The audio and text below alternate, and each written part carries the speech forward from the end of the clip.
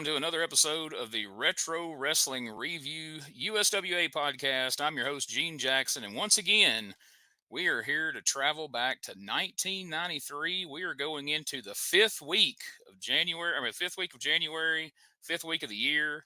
And I told you at the end of last week's episode that my usual co-host, Josh Briley and Richard Mulliken, they are out on a special assignment this week. They are not available. So this week, I have a very special co-host, a guy I've known for quite a long time. Let's bring him in right now. He is the one and only Brian Tramel. Brian, how you doing, buddy? Man, what an introduction there, man. Thanks a lot. Hey guys, how's it going? I'm happy to be here.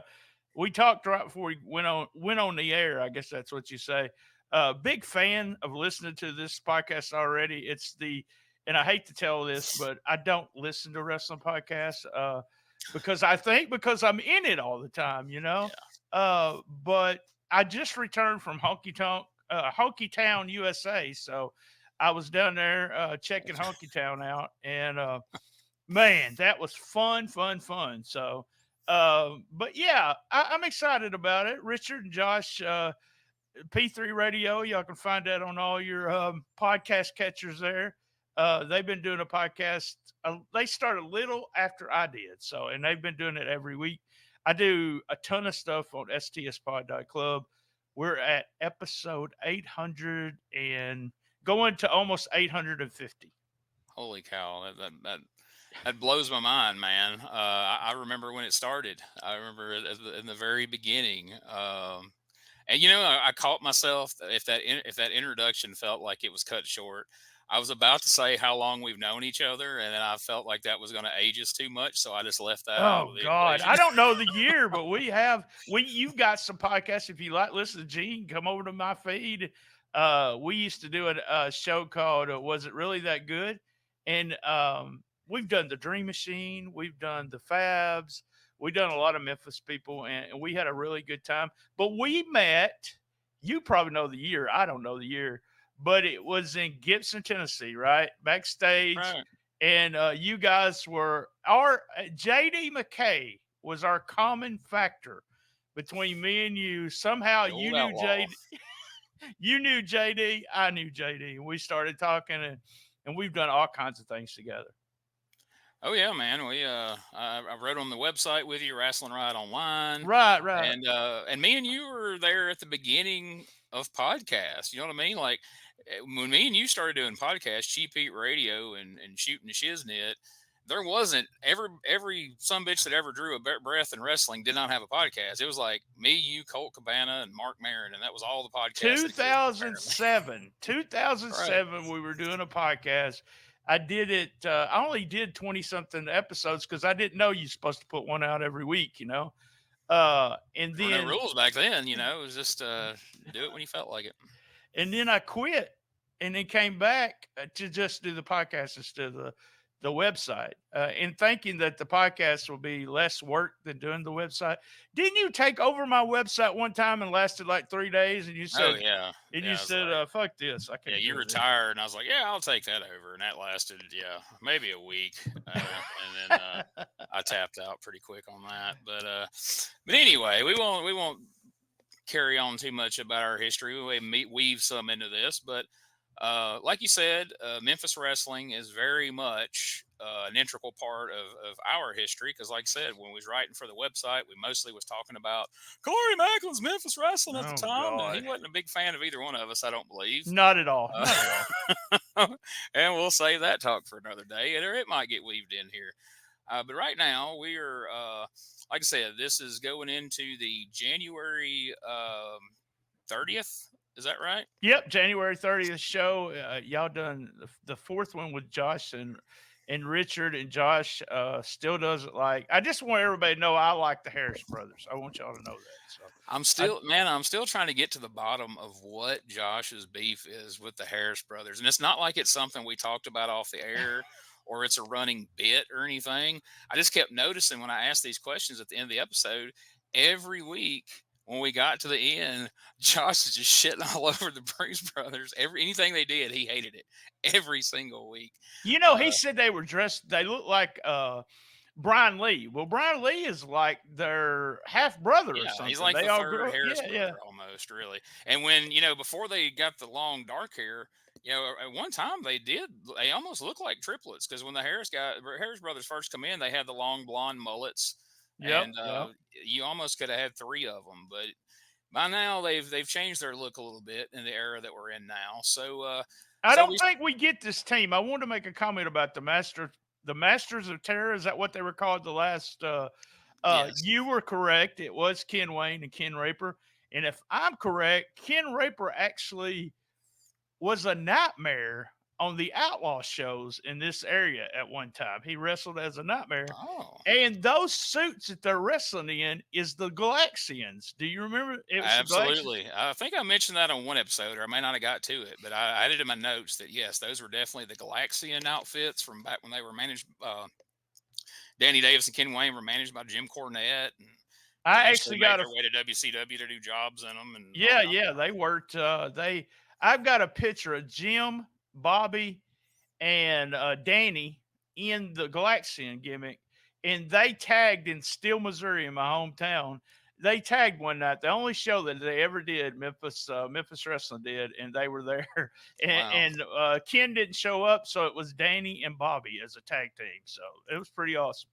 I can see you pulling that switch there.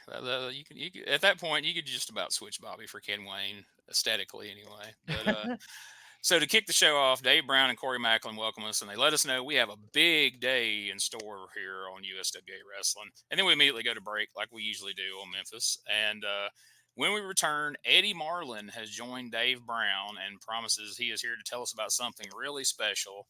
So let's take a quick look, Brian, at the really special announcement that Eddie Marlin had for us to kick the show off. And Corey, just before the break, I mentioned we might have something special. We have had this man making some big announcements in the past, but today you've got something really special. Never one like this, Dave.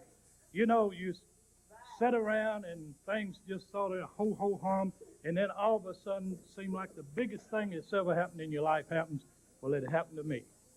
And, Don King's in town. He's been making a lot of announcements about the big going on. Punch out tonight. That's right, Yeah. tonight.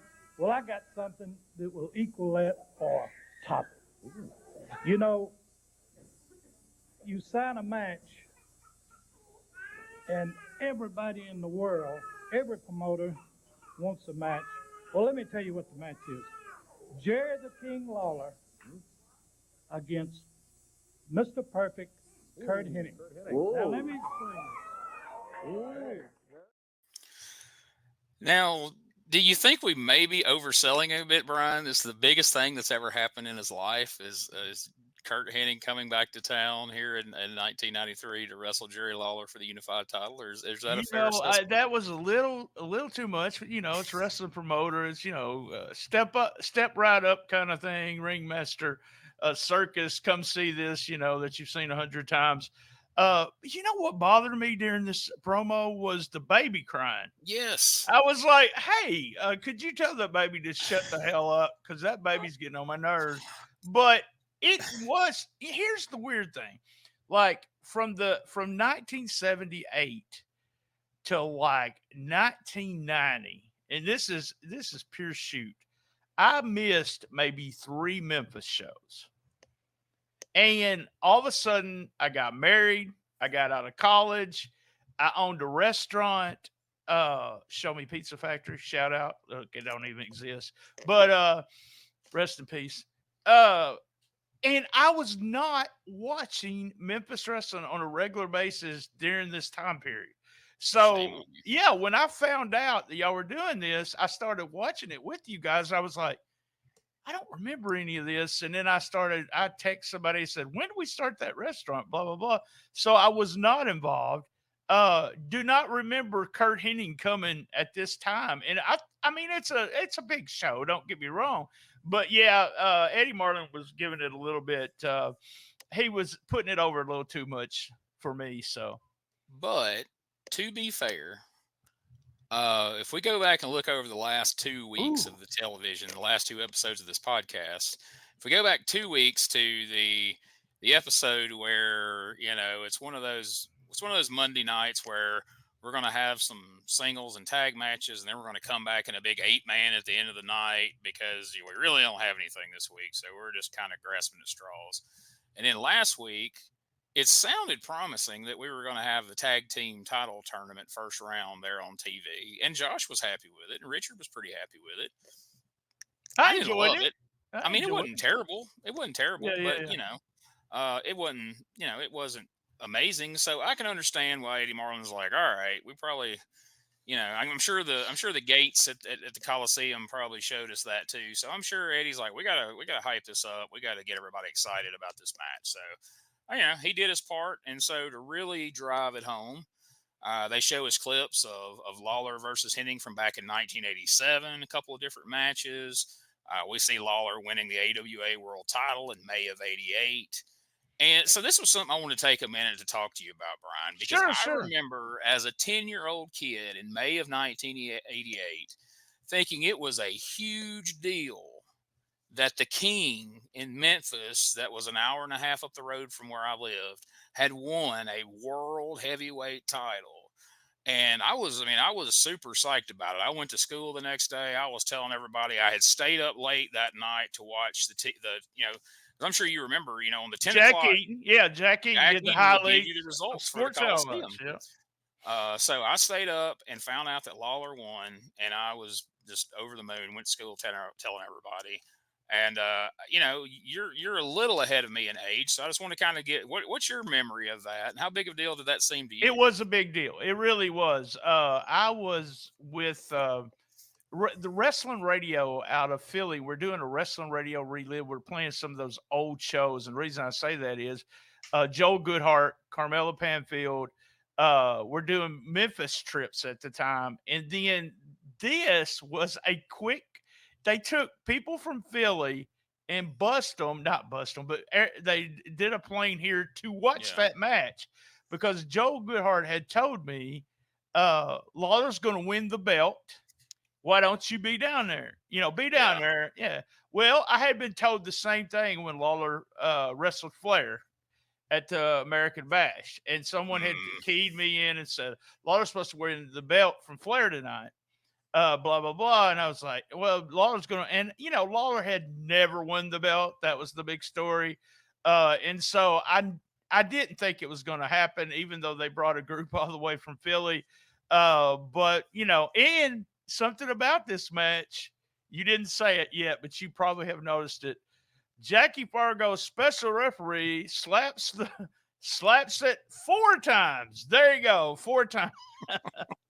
So I was going to say, that's how big of a mark I was at 10 years old. I actually talked my parents into letting me call 3 times to the 800 number or the 900 number where I voted for Jackie Fargo to be the referee because I did not want Larry the Axe Hennig to be the referee and screw Jerry Lawler. So I did my part. I voted 3 times to get Jackie as the referee. And yes, you're right. I don't know if the first one was just him. He thought it was just he was smacking the mat as he went down. But yes, Hennig can never dispute that finish because he counts. He counts to 4. One more, he could have tied Bundy. And, Lance puts his when Jackie puts his hand down. I may be totally wrong here, but I think when Jackie puts his hand down for the first time, Lance starts counting 1, he does 2, 3, and then Jackie goes 4. That's what makes it so awkward because Lance as he drops. Lance counts 1, 2, 3, and it's just that obvious 4. And Lance just kind of stops counting. Is like, yeah, all right, new world champion. It was a big deal. I think it was a big deal. I treated it that way too. I was so you said 88? May 9th of 1988. I don't know. So I was in I was in college at the time. So that was I had graduated in 85, so it was a college. Yeah, it was a big deal. It was. There are family members that I don't know their birthday. There are anniversaries I have trouble remembering, but my entire life, if you'd ever came like, when did Lawler win the world title? May the 9th, 1988, because they drilled that date into us, you know, and I'd ordered the videotape. I told my mom and to let me order the videotape on my birthday that had all the hoopla, you know, because it was Jerry Lawler Day and they did the press conferences and the post-match stuff and all that good stuff. But anyway, So they showed us that to really get us, pumped up. And then they show us footage from last Sunday's Royal Rumble out in California, where Mr. Perfect eliminated Lawler, and then Lawler from the outside helped the bad guys eliminate Perfect. And that put a little extra heat on the upcoming Unified title match as well. And then we went to break. And when we returned from the break, we got Jeff Jarrett, Nightmare Danny Davis out there. Josh Briley's uncle, by the way. That's if we right. haven't Uncle mentioned it Danny. a dozen Uncle times, Danny. Uncle Danny. I call him Uncle Nightmare, so there you go. I've had a few different variations of that on here.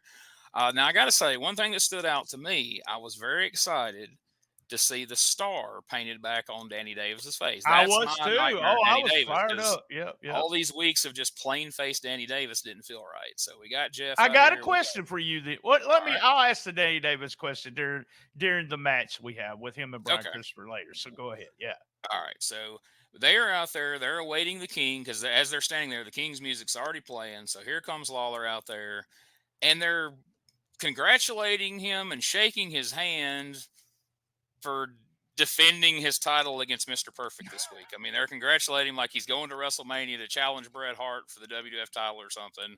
And Lawler even addresses that and goes like, well, I don't know if there's anything to congratulate me on yet, but right. He's like, what? Yeah. I love that suit that Lawler's wearing too. I marked out big time for that. That is the big deal right there. It meant the whole extra, and I just love that suit. So I remember renting one of those Jerry Lawler home videos that they made, and he stood there wearing that through the whole thing as a kid, and then I was like, man, that's so cool. Yeah. I made sure to get the action figure where he's wearing that. It's sitting over there on my For shelf some reason, I thought you were going to say you rented it and you wore it around the house. If I could, I would. I would have wore it to, like, well, by the way, here's the surprise for today. No. Yeah, I'd have that on at my wedding, all kinds of, life events. Let's get a little sample of what the King had to say here. For a long time, I just want to publicly congratulate you, and I know this is one step closer to unifying the titles, and that's your ultimate quest. Well, you guys, maybe the congratulations may be a little bit premature, but I hope not. We have confidence. Dear Lawler, I've got confidence in you. All of us got confidence in you. I want you to know that, or we wouldn't put up all the chips. All the chips, buddy. Come through for us, buddy. Well, congratulations, King.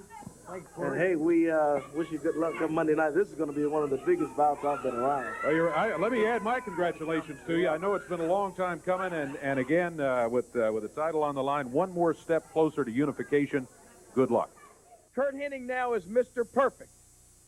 He thinks he can do everything perfectly. But there will always be one big blemish on Curt Hennig's perfect record, and you're looking at him right here. Because like you said on that film, in May of 1988, he came to Memphis, Tennessee, and he walked away from here a big loser. He left Memphis without the World Heavyweight Championship belt, and he knows that he was no longer perfect. He knows that he was a loser from that day on, and he could go all over the world and call himself perfect, but as long as I had this belt, he knew deep down in his heart that he wasn't perfect. Oh, Corey Macklin's expression cracked me up there.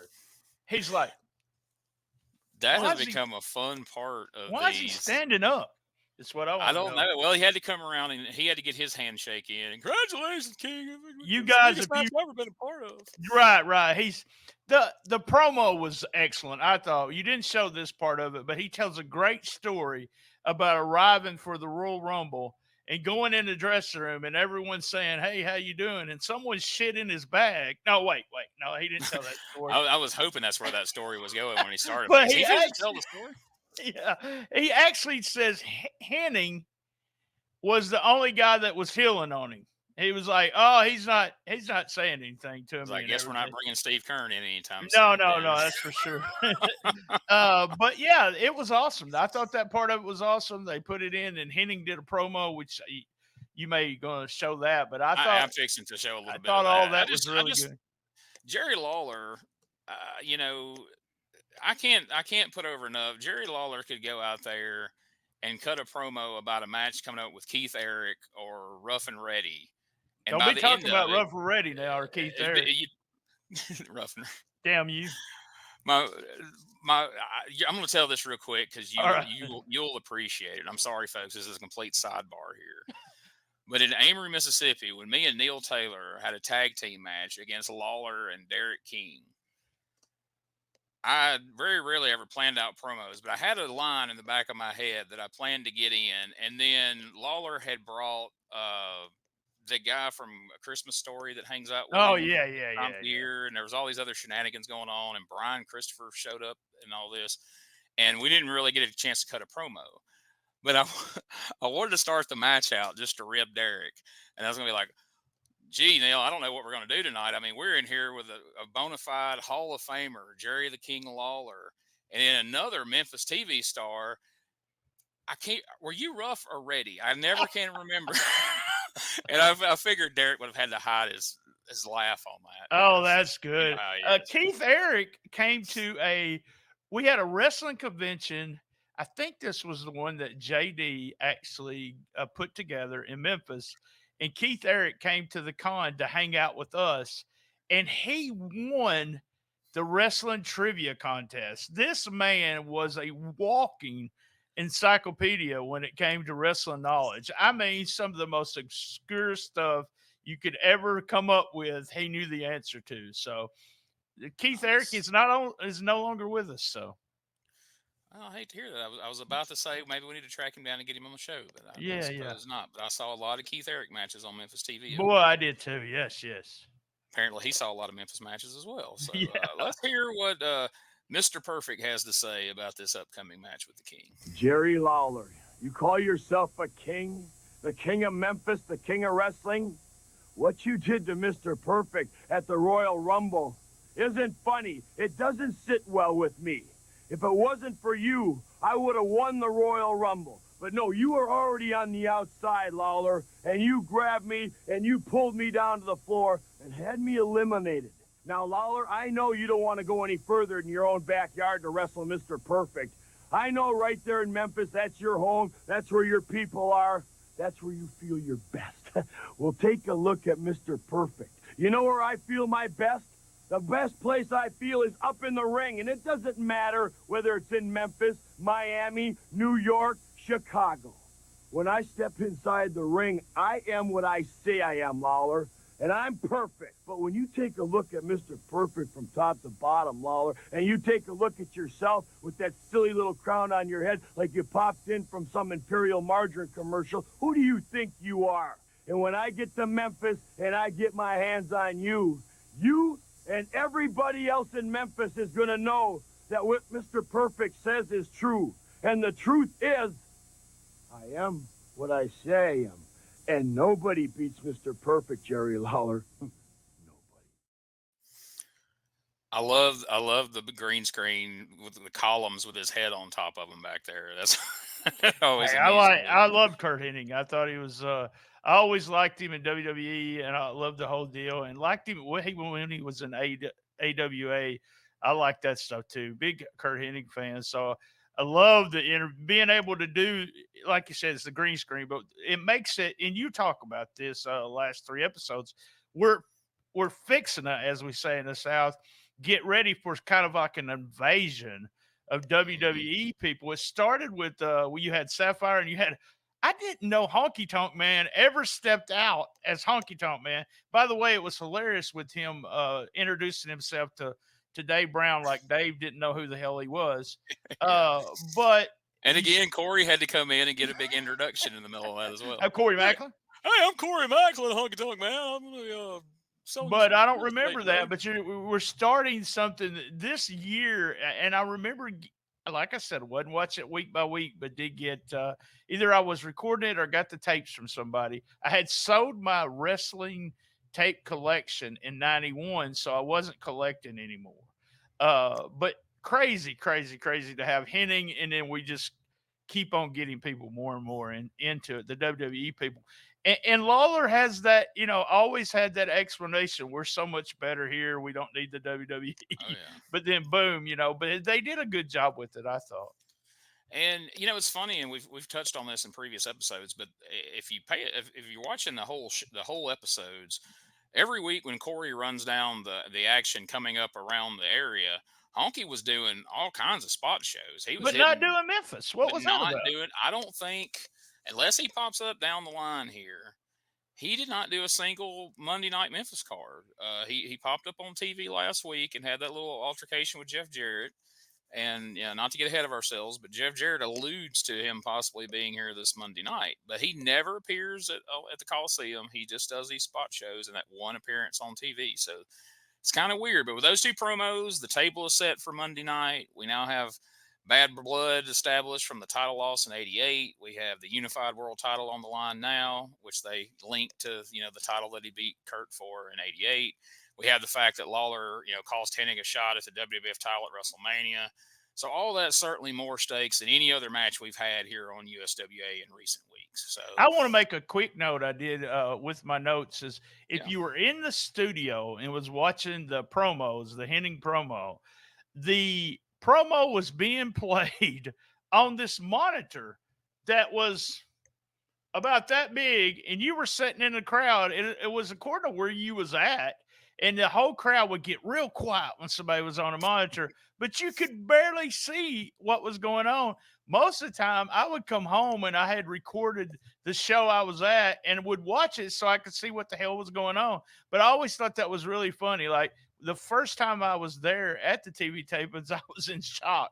I don't know. I guess I thought they had this big screen or something. They were going to show it, but it was a tiny monitor, like a 13 or 15-inch monitor.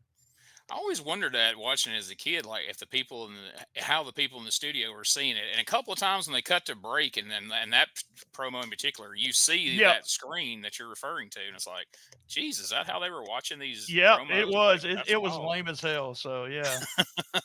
Well, that studio was lame as hell. If you, it was bleachers, and then if you went backstage, that's where everybody stood around. It was a TV studio. It wasn't a wrestling arena.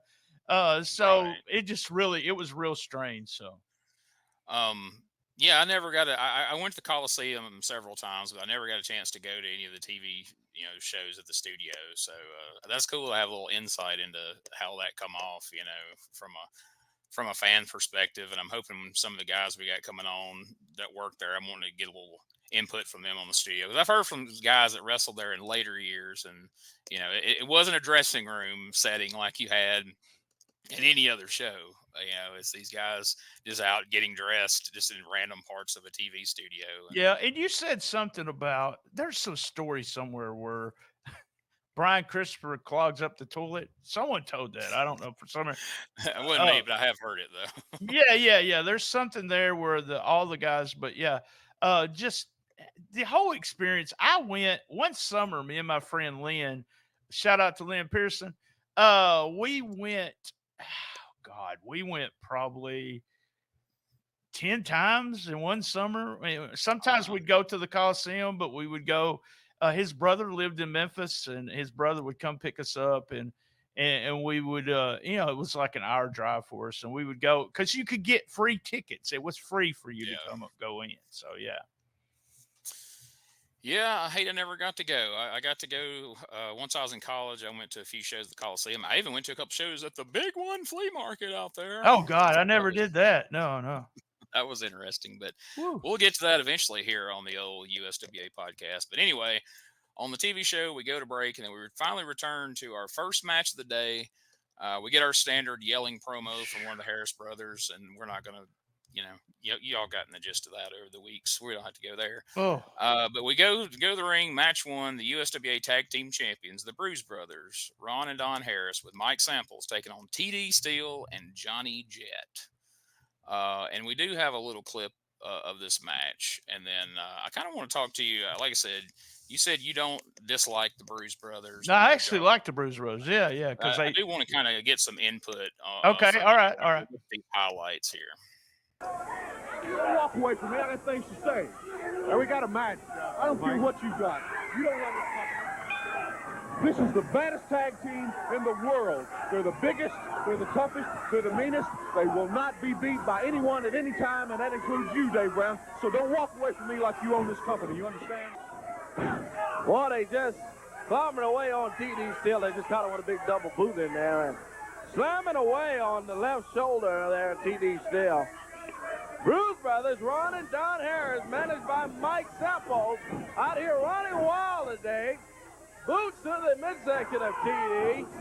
Other Harris brother it's been all Bruise Brothers against TD Still is what it's been. Now they both grab Johnny Jett over there. TD's partner just kicking away and stomping on Johnny. Got him over on the concrete floor. Look at him stomp down on Johnny Jett. All these Bruise Brothers running wild in here today. Working over TD Still's left shoulder. Just a jerking on him there. Covers him too and picks him up after 2. Johnny Jett, his partner, comes in and try to help TD out, and the big Bruise Brother grabs him. Oh, comes over and gets the World Tag Title. One half of it, and now Johnny Jett with that belt. Oh, boy. Look at him just beat up on Johnny. Well, that's ridiculous. Oh, I mean, they yeah. pull that kid over here and they grab. They don't. Hey, look at referee Paul Neighbors. He's trying to help TD Still in there. He's watching out for TD's arm. He's got him covered, too. And, boy, that left arm of TD Still is just hanging about now, The Dave. referee is Yeah. going. Paul Neighbors has stopped the match. Yeah, his arm is hurting there. Paul is trying to hold TD to Oh, stop look him out. in Mike there. Samples jumps in there. He's not happy that the match was stopped. So, this is what has become our typical Bruise Brothers match, where we just see them just brutalizing these enhancement guys week in and week out. But there was one big exception in this match I noticed pretty early here, is they seem to zero in on TD Steele's shoulder, and most of their offense was working on TD's shoulder. TD was tapping at one time. Did you see that? Yeah, that wasn't a thing in 1993. No, but he was trying to get them to stop fucking with his arm. But I guess that was because the story of the match was eventually going to be that Paul Neighbors is going to stop it because I guess, man, it looked legit to me. It looked like they did beat the hell out of him. We do know that, but yeah. Well, so that's the main thing I want to ask you is, like, up to now, the most brutal tag team in Memphis history has been the Moondogs as far as enhancement guys are concerned. Oh, yeah. So the irony of the Harris brothers feuding with the Moondogs, and now you've got 2 teams beating the hell out of so you've got at least 4 enhancement guys a week that are just getting the shit kicked out of them. So what's your take on the Harris brothers here in the presentation? I like the Harris brothers. They looked like versions of Bruiser Brody. I was a big Bruiser Brody fan.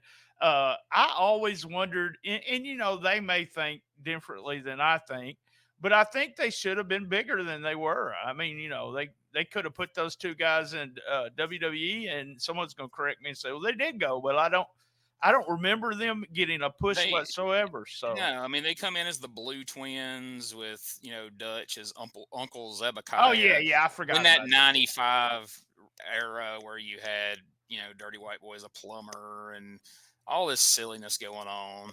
And then, of course, later they came back as bikers in the DOA and the Attitude Era. But in this time frame, the only other place they had a lot of success was, Smoky Mountain. And I think they went down to Puerto Rico and beat the hell out of people because, Brody. But like I said, I wouldn't have gotten the ring with you, and I'm kind of fast. Oh God, no! I'm kind of fascinated with Josh's distaste for them. I keep expecting them to do something brutal to Uncle Danny at some point. Maybe that's it. Maybe he's healing on. I always think when I look at guys like the Moondogs and Ricky Hayes, he worked the Moondog one time, and he just took and Ricky was a local guy in the Dyersburg area. He worked what we used to call outlaw shows.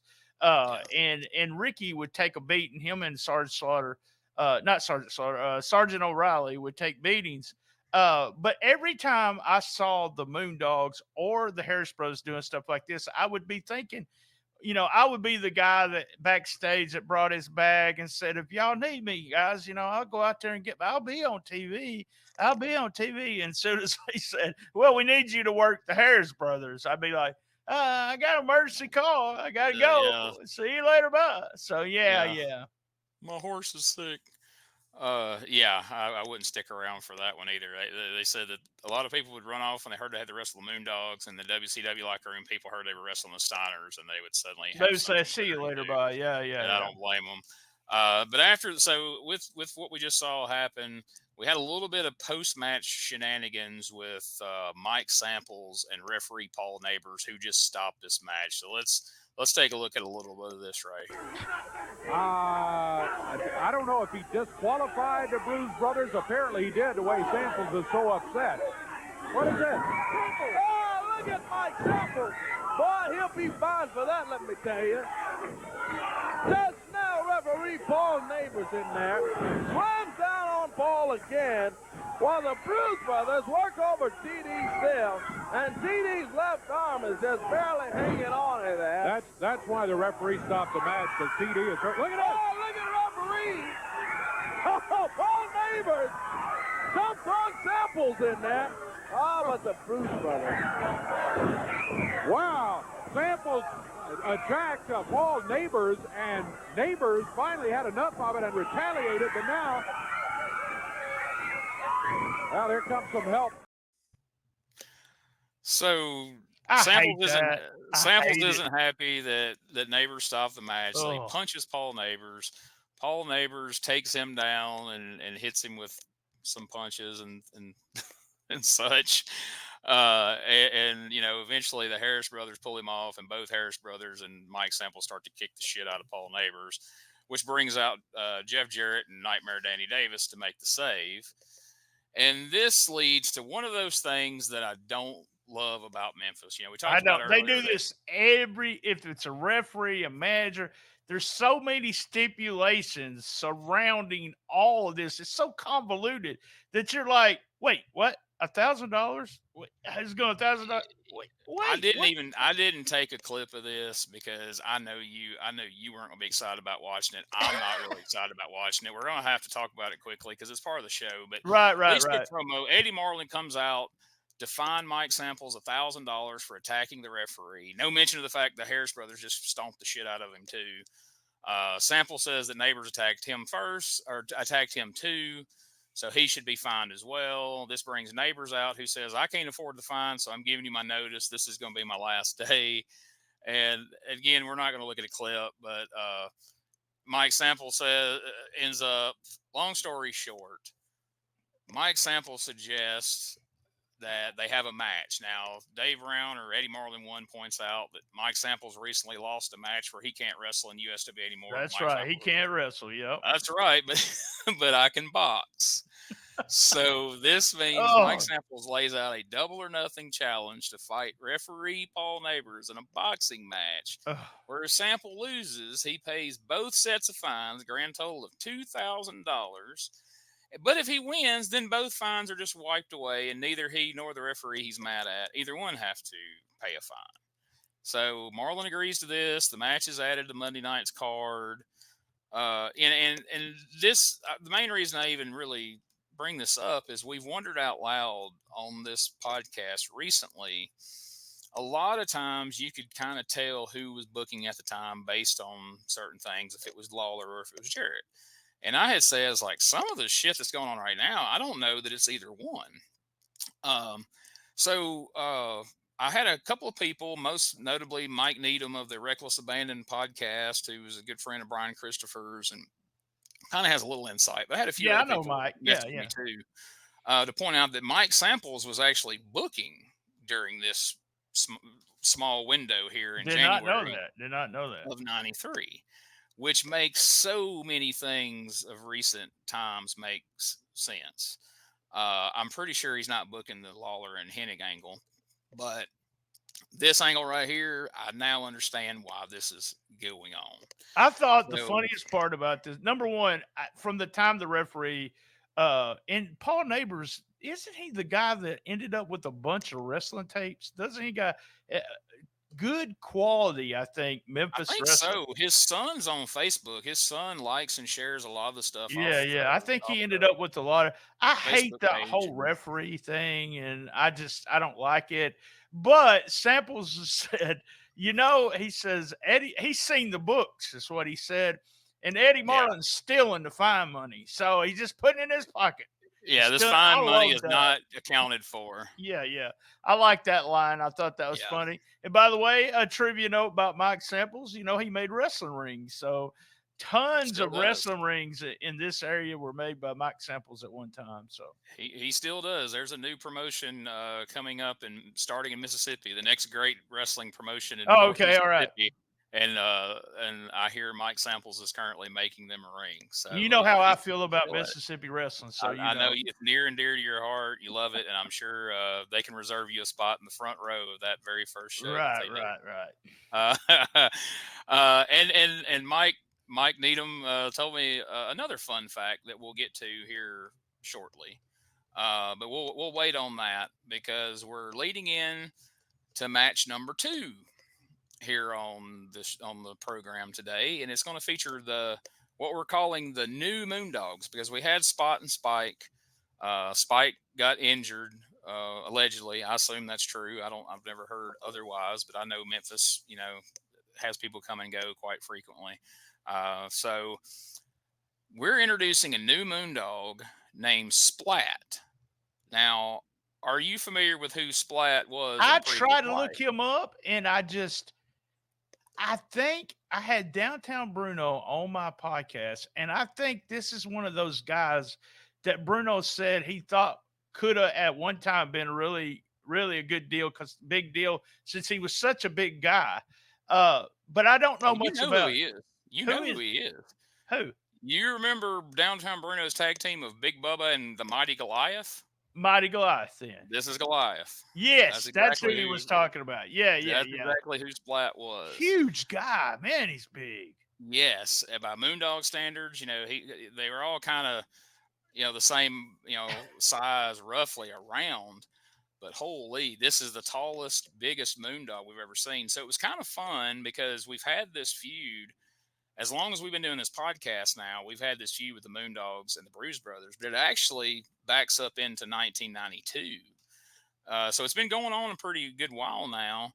And, the Bruise Brothers have had this height advantage. They've had a little bit of a size advantage on the Moondogs. And so this is where we see Moondog Splat for the first time.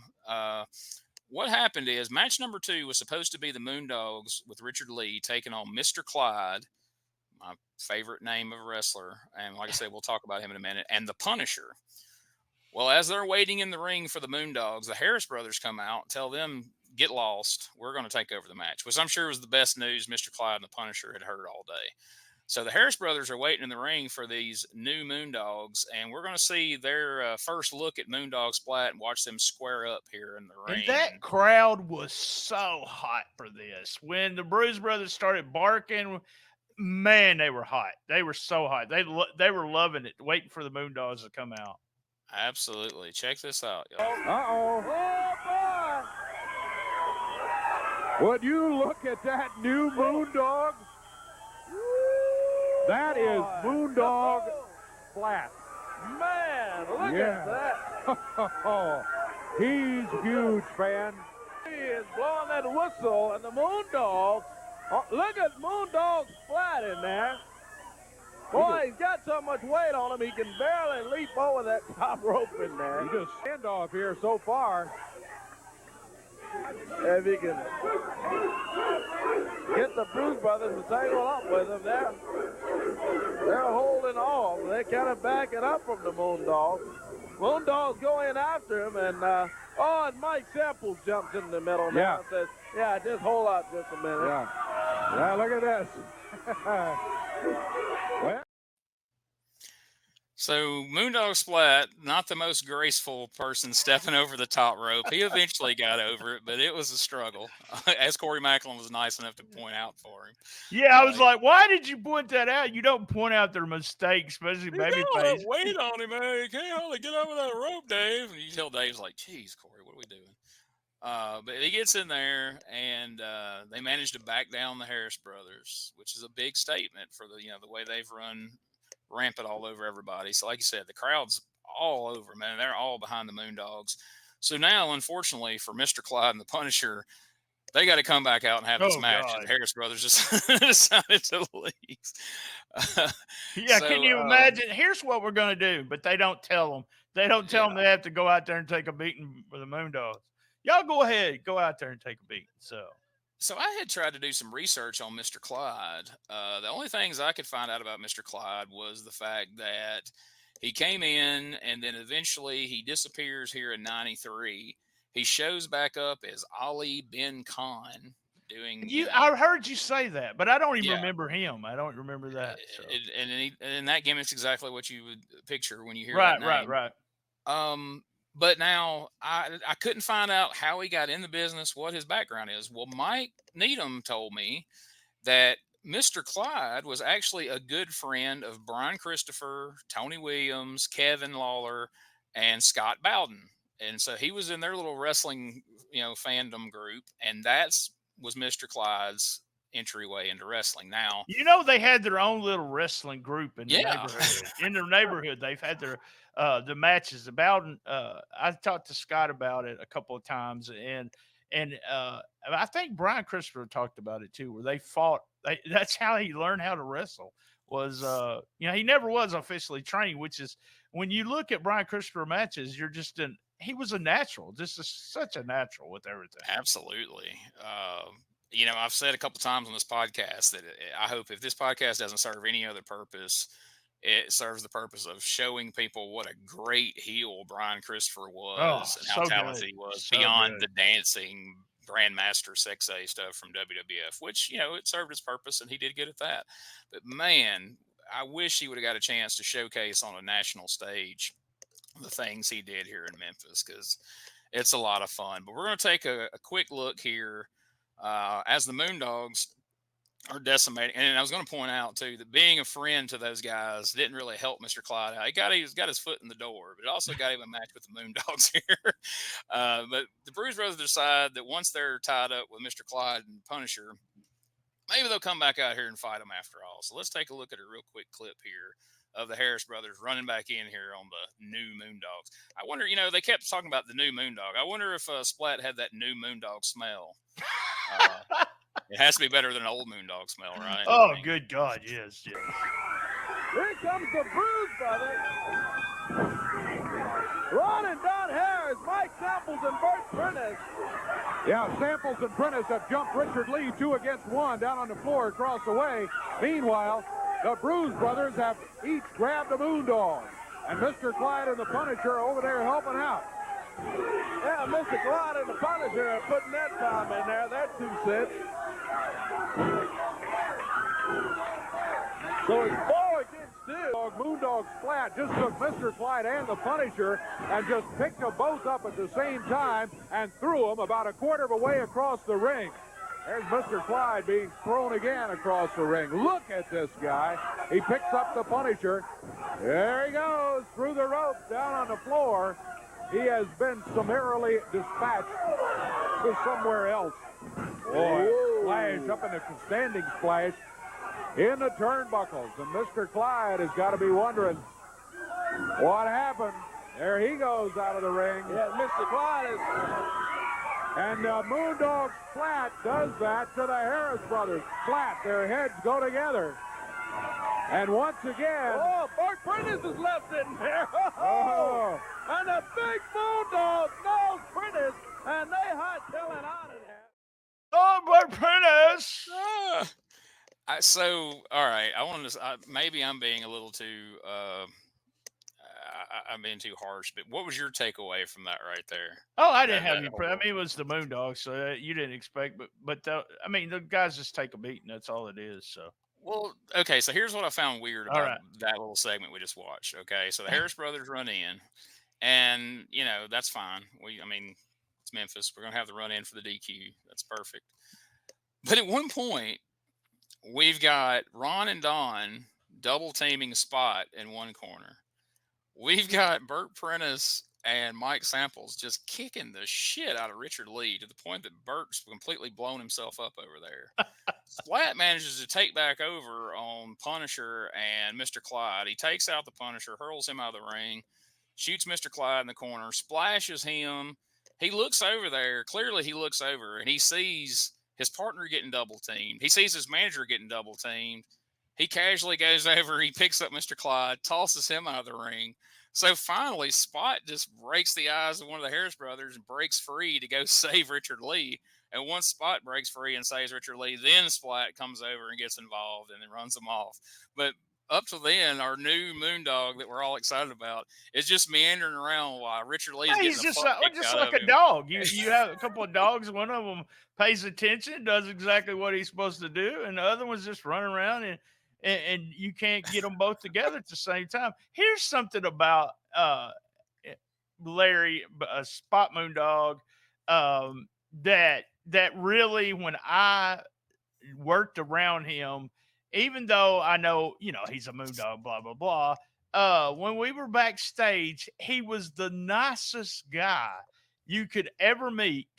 And I wonder about that. Like, he would beat the hell out of these guys, but they probably wouldn't say anything to him because, man, I like Larry. He's nice.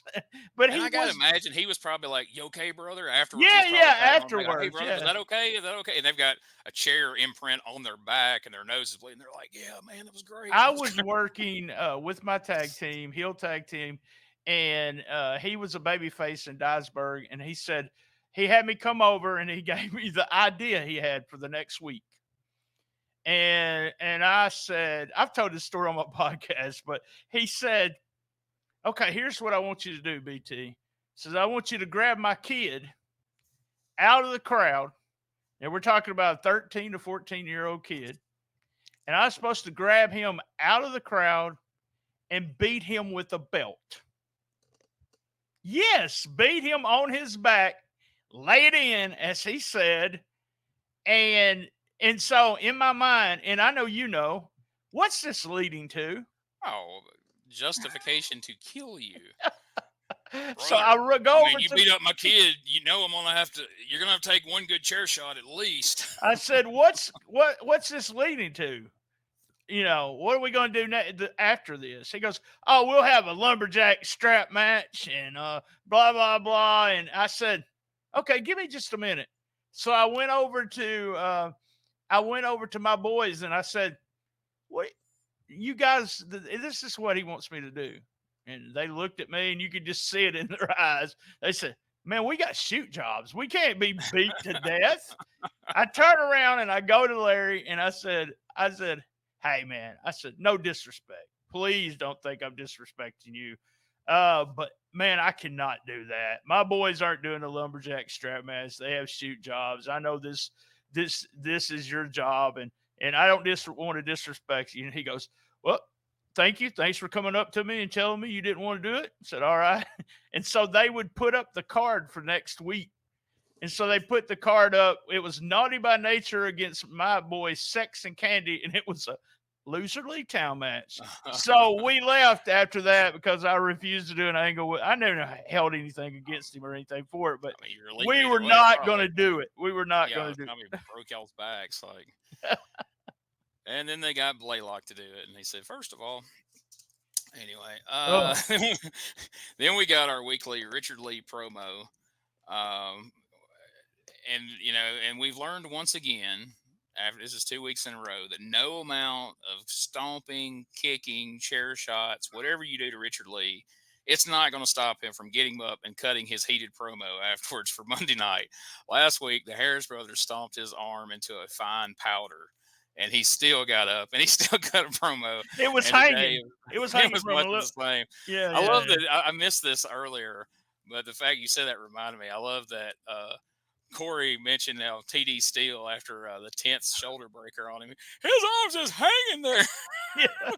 I got expected it was like hanging by a tendon there, just about to fall off. Yeah. But yes, Richard Lee lets us know that they're looking for revenge Monday night. And of course, why wouldn't they? And so now, Brian, we're ready to take our first podcast commercial break of the show. And of course, we'll be right back. But I do want you to watch this little clip that we're going to see as we go to commercial break. We're going to talk about it on the other side.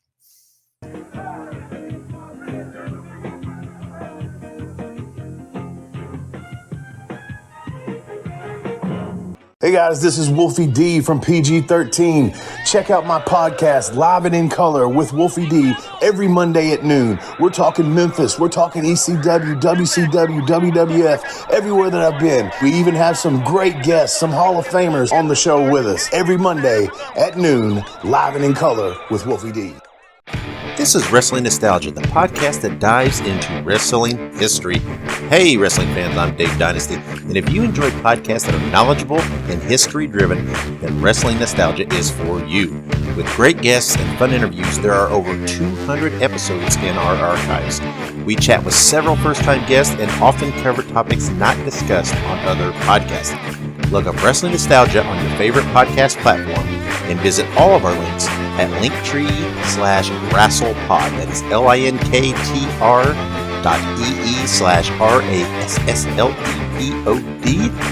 And remember, wherever you go, whatever you do, be good, be safe, and keep on growing.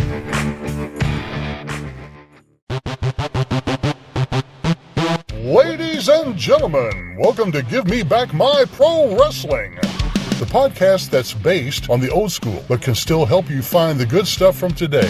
Jimmy Street and the Plastic Sheik, Jared, are the undisputed tag team champions of the wrestling podcast world. From thought-provoking topics to superstar interviews to action figure expertise. This team does it all, and all they ask is, give me back my pro wrestling!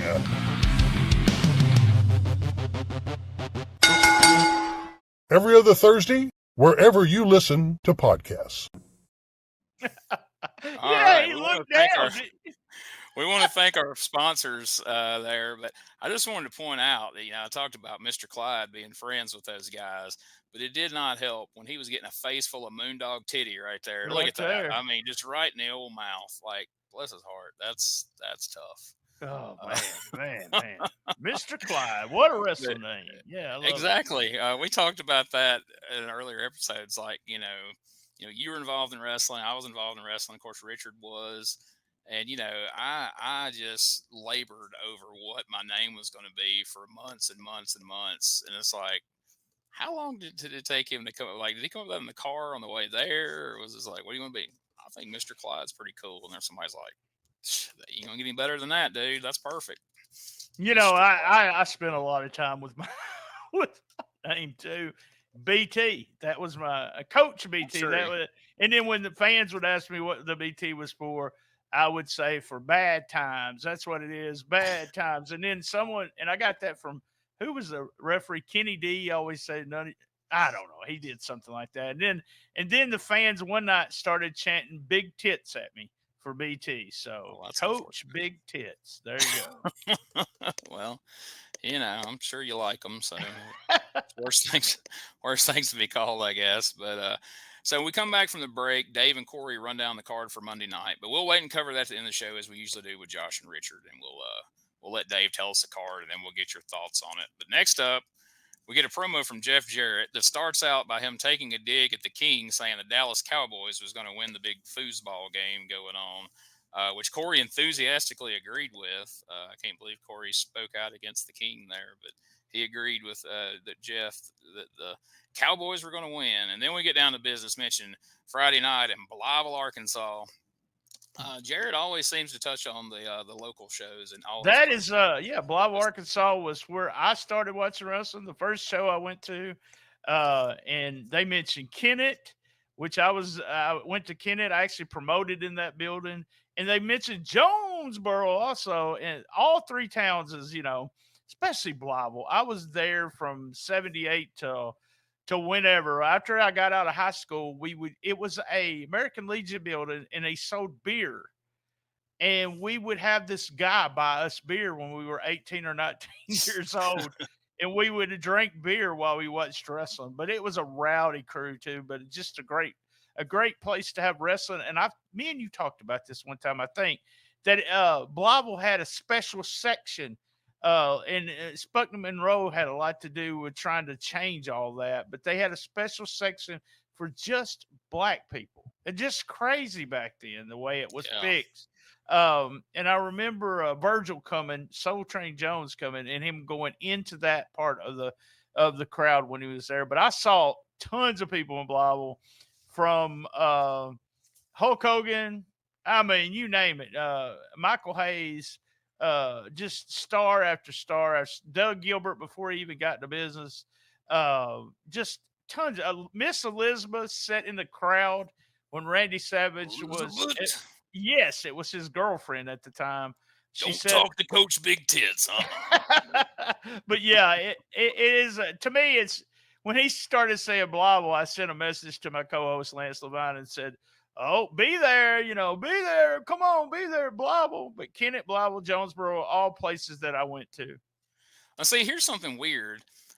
I grew up in all the way over in Aberdeen, Mississippi, but my mother is from Kennett, Missouri. My father grew up in Zenith. Oh, wow. So we would go there a lot to see family. So I actually got to go to a couple of Memphis wrestling shows in Kennett. Oh, wow. Back when I was a kid in the 80s. So it always popped to me whenever they would talk about Kenneth and Blytheville, because I knew all those places because we went there quite a bit when I was a kid. That's and really I actually saw Memphis wrestling in Kennett, Missouri before I ever saw it in Mississippi, close to my house. So, we might have been at the same show, Gene. It's quite possible. It's quite possible. Crazy. It's funny. Crazy. One of the first shows I did with our mutual friend, the late great Psycho. I asked him where he's from. He said, "You've never heard of it." And I said, "Oh, well, try me." And he said, "From Kennett." And I told him I had family from there. I used to go to Kennett all the time. And he's like, Right. "Oh my gosh, what a small world!" Because most people Kennett have no wrestling, reason to know what Kenneth is. Kennett had huge wrestling fans. We drew big crowds every time we did I had a promotion at CCW. Every time we did, but Psycho was from Kennett, and he sold tons of tickets. But yeah, Kennett. When they started going over these, I was all excited, and I know it's just a big kid in me came out. So, and they even got their own concession stand brawl there at one point. Oh yeah, they did. Yeah, it's a great match. Yeah, it's featured on one of those USWA tapes that's on Wasn't my YouTube it? It channel. was the year before, right? When they won it was in '92 during feud the of the year. Yeah, with Jarrett and starts out or Fuller and Jarrett, and then Lawler and Jarrett against the Moondogs. It was basically Jarrett against the Moondogs for the whole year, and it right seemingly never got old. But yeah, there's a video compilation of it. I got it on the YouTube channel, and talking to Ray Russell about we need to do a video cast, like watch along, where we talk over that, because I think that'd be fun. But let's hear a little bit of what old Double J, even though he's not quite Double J This yet, is confusing as hell to me. So say. Okay, go ahead. But Monday night? Yeah. Go ahead, Dave. This Phantom, this rock and roll Phantom, can you tell us anything about him? I don't know the rock and roll Phantom. I don't know too much about him, but I do know one thing. I know 3 guys that are connected with rock and roll that wrestle. 2 of them are the Rock and Roll Express, and they wrestle for the Smoky Mountain Wrestling Organization, and it's not them that's going to be here Monday night. And there's one other guy. So, Dave, and another thing, this other guy that's connected with rock and roll, I know one thing. He wants a Southern Heavyweight title shot just as bad as I do. And I don't know if you failed to mention that, but the winner of this match Monday night gets a Southern Heavyweight title shot. So, Brian Christopher, I know you're behind this whole thing. I know that you want to put guys and try to knock me down and try to keep me in the back where I don't get a title shot. Well, that's fine and dandy, because I'm going to knock them down just as quick as they come. And Brian Christopher, as far as I'm concerned, after Monday night, I'm going to be worrying about Dutch Mantel, because I think he'll be the Southern Heavyweight title. Dave, we'll see you later. Yeah, sure. You're going to tell me the results, but I have you actually told me it was Honky Tonk Man, and I really didn't even think about it. I didn't even think about it. So, it's not the Honky Tonk Man. It's not. Jeff Jarrett is insinuating to everyone that it's the Honky Tonk Man. Okay, yeah. And I don't have a clip of this promo, so it's not really going to spoil anything to mention it. But later in the show, Dutch Mantel mentions the Honky Tonk Man is going to be on the card Monday night. Yep. But he's not. So it makes me wonder if originally the Rock and Roll Phantom was going to be the Honky Tonk Man, and we shifted gears somewhere along the way. Because you know who the Rock and Roll Phantom ends up being. No, right? I don't. All right, we'll talk about it when we get there. Even though it's not revealed Monday night. I don't know. They got revealed for months, but we're going to talk about who the Rock and Roll Phantom actually was when we get to the Monday night card. But right now, after Jarrett's promo, Corey runs down all the spot shows coming up, the action around the territory, and Honky Tonk's name gets mentioned several times there.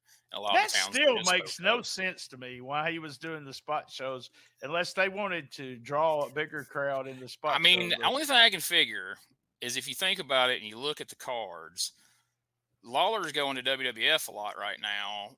Perhaps they just needed a name to anchor these cards in place of Lawler, because most of these cards where you see Honky advertised, you're not seeing Lawler or you're not seeing Jarrett. That's the only thing I can figure is like, hey, we need a name on these cards, but why not use him on Monday nights? Like maybe he wasn't available. I don't know, but I guess that's something I need to do some more looking into. But Dave Brown lets us know that due to USWA's open door policy, there's a new tag team called PG-13 coming soon, and we see this music video. Love it. This Love is our PG-13. very first look at a tag team that's going to become a staple of the USWA. Let's take a look at this.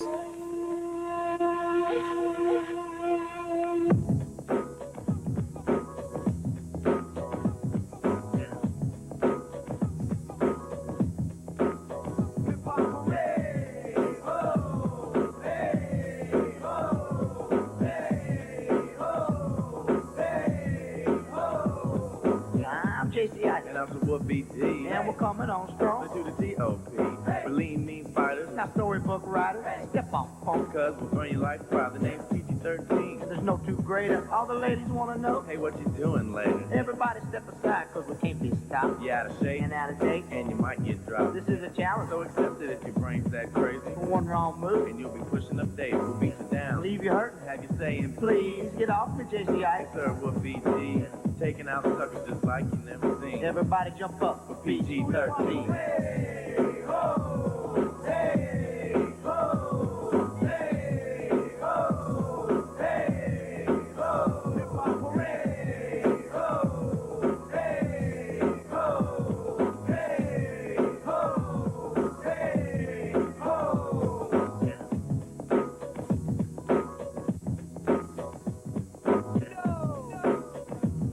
What's up? You didn't think we could do it. Yo, 1993 USWA. These funky lyrics are brought to you by the one and only hip-hop tag team, PG-13. Two names you won't soon forget, JC Ice. Sir Woofy D, we outta here. Peace.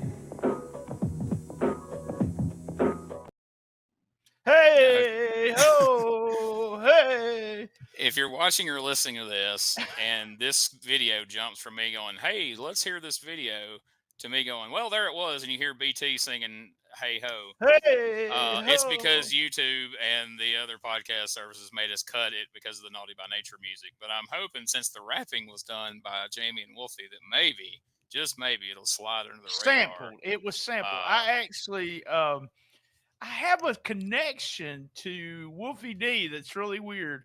I think Wolfie was on the card, but I do know his dad was on the card. The very first card I wrestled on was in Columbia, Tennessee, and his dad wrestled on that show. And I Who's think... his dad? Do what? Who's his dad? Like, I don't know what his name was. Or he's just an outlaw guy? I can't remember. I'm assuming he was an outlaw guy, but I may be wrong. But yeah, but he's not JD Wolf, a guy who was doing jobs a few weeks ago. We did learn that was not true. But yeah, and I had a lot of questions about this video because this was the very first. I was so excited. This was the show I got to review with you because this was the very first video ever we revealed this team of PG-13 in the history, and I don't think I'm overstating this, the history of this tag team throughout Memphis, WWE, after their careers were over, with Jamie Dundee shoot interviews and all of that. Yeah. It's legendary, just a legendary tag team. And you had contacted Wolfie, and I asked Wolfie something. I'm not going to tell you what I asked him because I think he's going to come on the show and talk about it later on about what, and you had already contacted him about the actual formation of the team and all that. Because, so in 1993, we've seen Jamie for a few years in and out, with his dad, Bill Dundee.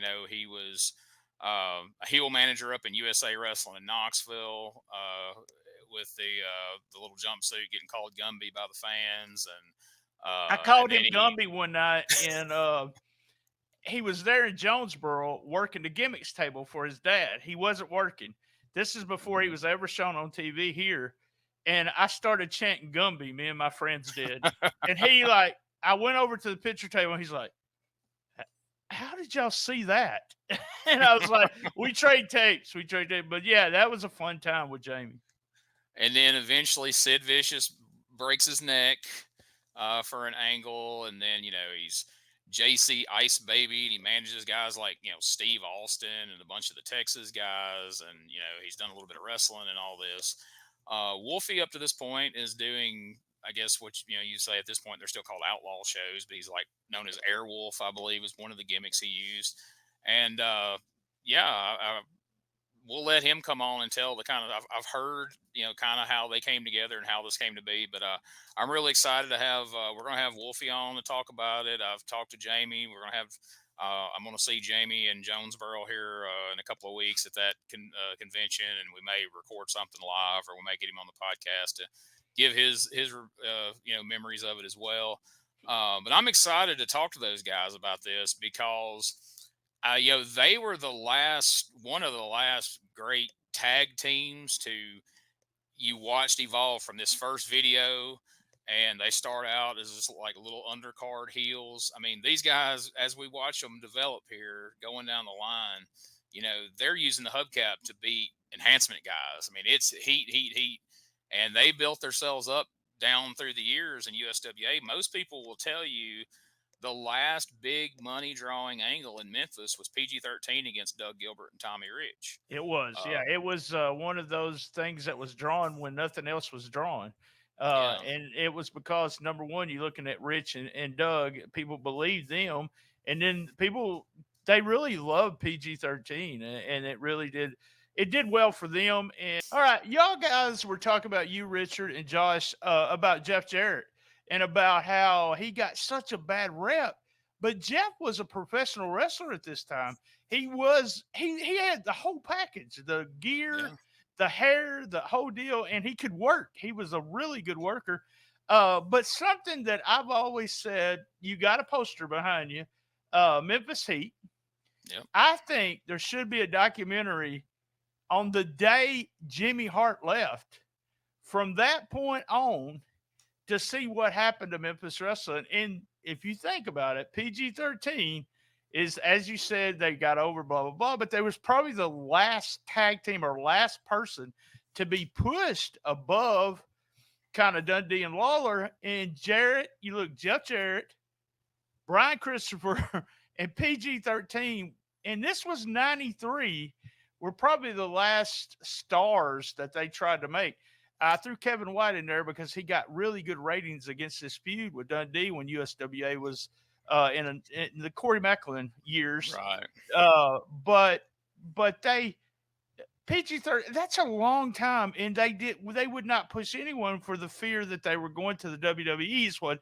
It's what they said back then. But even now they have a hard time pushing people that way. So it's crazy. It's really crazy. And the story goes that, regardless of how, what anybody thinks about him or whatever, that, Randy Hales is the responsible for pushing PG-13. And he not actively did that, that probably wouldn't have happened, because there were a lot of people skeptical and was really just waiting for him to crash and burn so they could be like, oh, we told you those guys couldn't get over.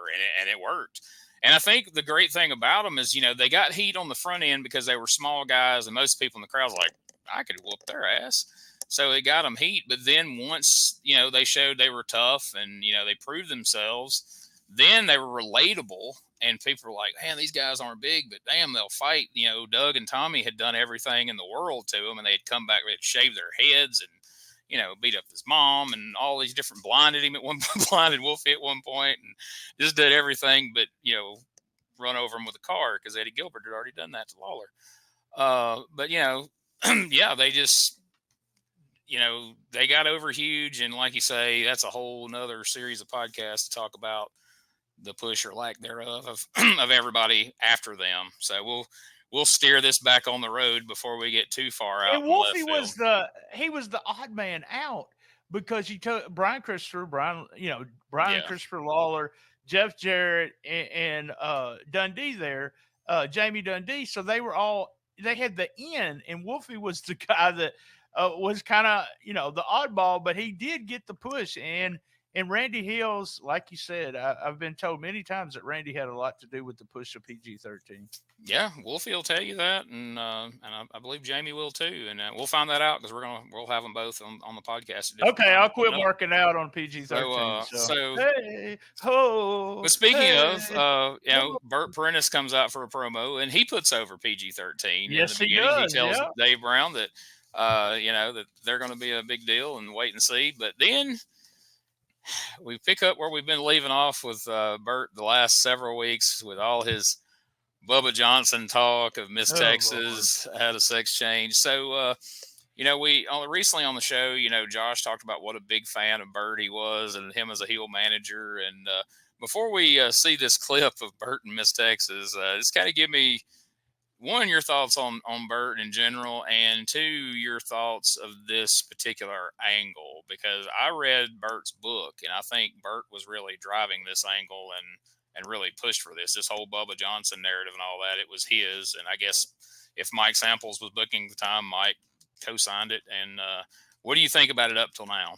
I thought it was just the comedy part, and I believe Josh said something about it. Memphis always had some comedy going on in the booking, no matter who was, and I was okay with it. I think I was tired of it by now. And just the joke, was it a joke, or was it, everyone knows it's not true, so why do you keep doing it, kind of thing. Loved your story about Bert and the grab bag. Bert was a very unusual guy. He really was. He was really always super nice to me. I'm actually in the book, by the way, just to let you know, Jim. You are. I remember seeing your name in there. I am. I meant to message you when I read your name, and maybe I did. It's been a long time ago since I read it, but I was like, "Hey, Brian's in here." I mean, not that I. Well, there you go. Here on the Tonight's desk or tonight. anything. Yeah. But yeah, it doesn't have a bookmark at where I was in the book. So no, that's not it. But yes, Bert was Bert was carny. Gee. Oh yeah. He was so carny but he was a good manager. He really was a good manager. I wasn't a huge fan of his like Josh was, but I really thought he was good, and he was well known to be able to make money in the business, even though kind of like the Jarrett way. Jarrett made money in the business, but no one else did, but 2 or 3 people. So he was known to do that.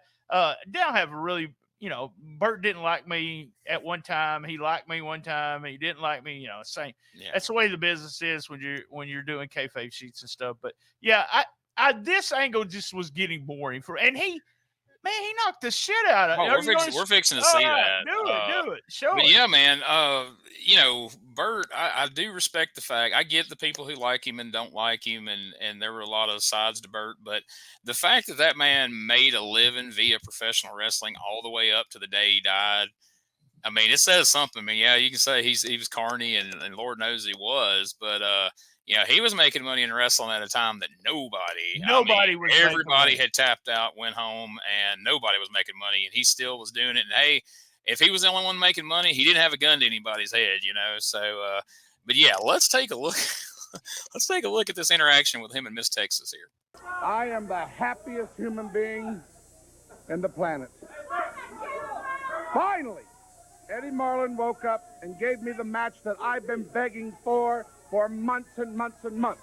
Miss Texas, me and you, one-on-one, and a back alley street brawl match. That match has been tried.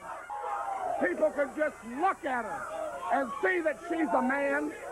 There's Miss Texas right here. Listen here, you fat slob. I'm sick and tired of you accusing me of being a phony. Now, when I get you in the ring, I'm going to rip all your clothes off because I'm not too sure about myself. Oh, you're not?